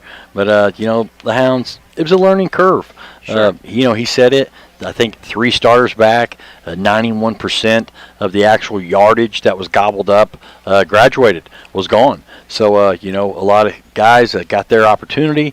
No big injuries. The line is still going to be there. He even said he's going to go back, and he's probably not going to get much sleep tonight. He's going to look at film, see what they can correct. But, and you said it. He took responsibility for a lot, but ultimately he can't. He's out of eligibility. I got one more play to be killed. I mean, he's out of eligibility too, where you can only set him up to win, but they got to be able to execute. Absolutely, and they will. They'll get more comfortable with the system. We have to realize as a fan base that this is a whole new system. It is. I think we threw more tonight than we did for half the season. Yeah, I mean there was 63 attempts last year. Don't know how many completed, but not one time. So we did threw 11 tonight. Yeah. Yeah, not one time did Kelton go under center. Hound, we're a running traditional team. I don't know if any fan around here can say they remember the last time an Aurora Hound Dog game went a whole game and the quarterback wasn't under center. Absolutely. I mean, I haven't seen it in my lifetime here, because we're traditionally wishbone and a smash mouth, run up the gut, stop us if you can type thing. And I've seen every snap the last 3 years. Yeah. But I mean, and for years I've never seen that. So you said it. It's a different scheme, mentality, all in all, and different backs. Yeah. Different people in skilled positions. And what I love is the community. They came around. Coach Pitts, win, lose, or draw, he invited the community down there. He does love this community. He's invested in here, and he's invested in these kids. Absolutely. Here. So, and I think the best thing we can do as a community is just support these guys, get behind these guys, show these kids, they go out there on that field and they say, don't kick our dog. Well, us as a fan base need to get behind Coach and these kids, and we got to have the same mentality. Don't kick our dog. Yeah, I saw some of those same seniors from last year walking the track, with coming because now they can't participate on the field, but they've seen growing up what Friday Night Lights here at Kelly Field is, where the Hound Dog fans do come out in groves. They do love their dogs. And it always hurts to lose to a rival. And I'm not going to say Seneca's a big rival, but they're a traditional rival. Not that, yes, there's some acreage between us and them. You know, they're on the Oklahoma line, not like Mount Vernon or Monette. But, you know, I hope it does sting a little bit, some of those guys that were on the sideline over here, because, you know, they should have a bad taste in their mouth because they have room for improvement. Yeah. And shouldn't expect to just come out and light it up.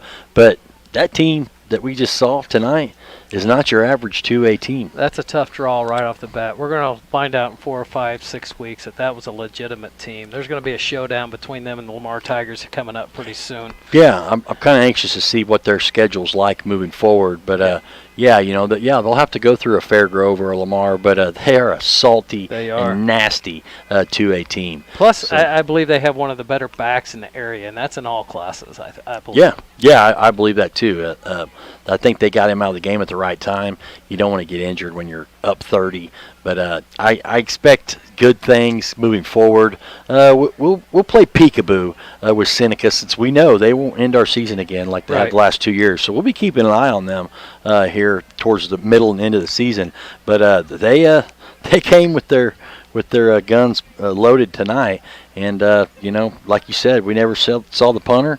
And they had one miscue at the end when the game was out of reach. So I look for Seneca to do some big things this year. And we could take a play from Seneca's playbook. Last year, new coach. They started out 4-4, ended up in the 8-5. Yeah, ended up in the state quarterfinals. Yeah. Right. This season is early. We're going to win some games. We're going to get this thing turned around. And sure.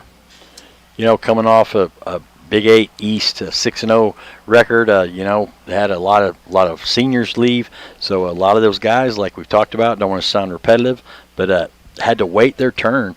And tonight they didn't get a good preview because they played a tough team in Seneca. But Cassville, at last we saw, was leading 21-20 at halftime at Hollister. I think they had some bad weather down there in Reed Spring and Hollister area, so did not get a final there. But Brant, welcome again to the Talon Media sports team as well. Diana, thanks for hanging in there with us tonight. Well, I apologize. I will learn the passing game. It's all good. Yeah, it's hard she's not used to seeing the ball flip around like that. Right. I get it. So yeah, we'll learn as we go. But we appreciate the sponsors, the owners at the station, and everybody that had a part in this broadcast. And like Brant said, we expect the team to only get better, and we're learning to work together as well. So we're only gonna get better as well. So we had a lot of fun tonight, and one more time I do want to say, from 8 to 9 in the morning, we will have some things going on, and we'll come with all the scores from tonight. But we do need to wrap this up and get out of here. For Brant Frigel, Diana Estes, and this is Chad Outlaw Jr. Estes. Until next time, in the morning, I'll see you on down the trail.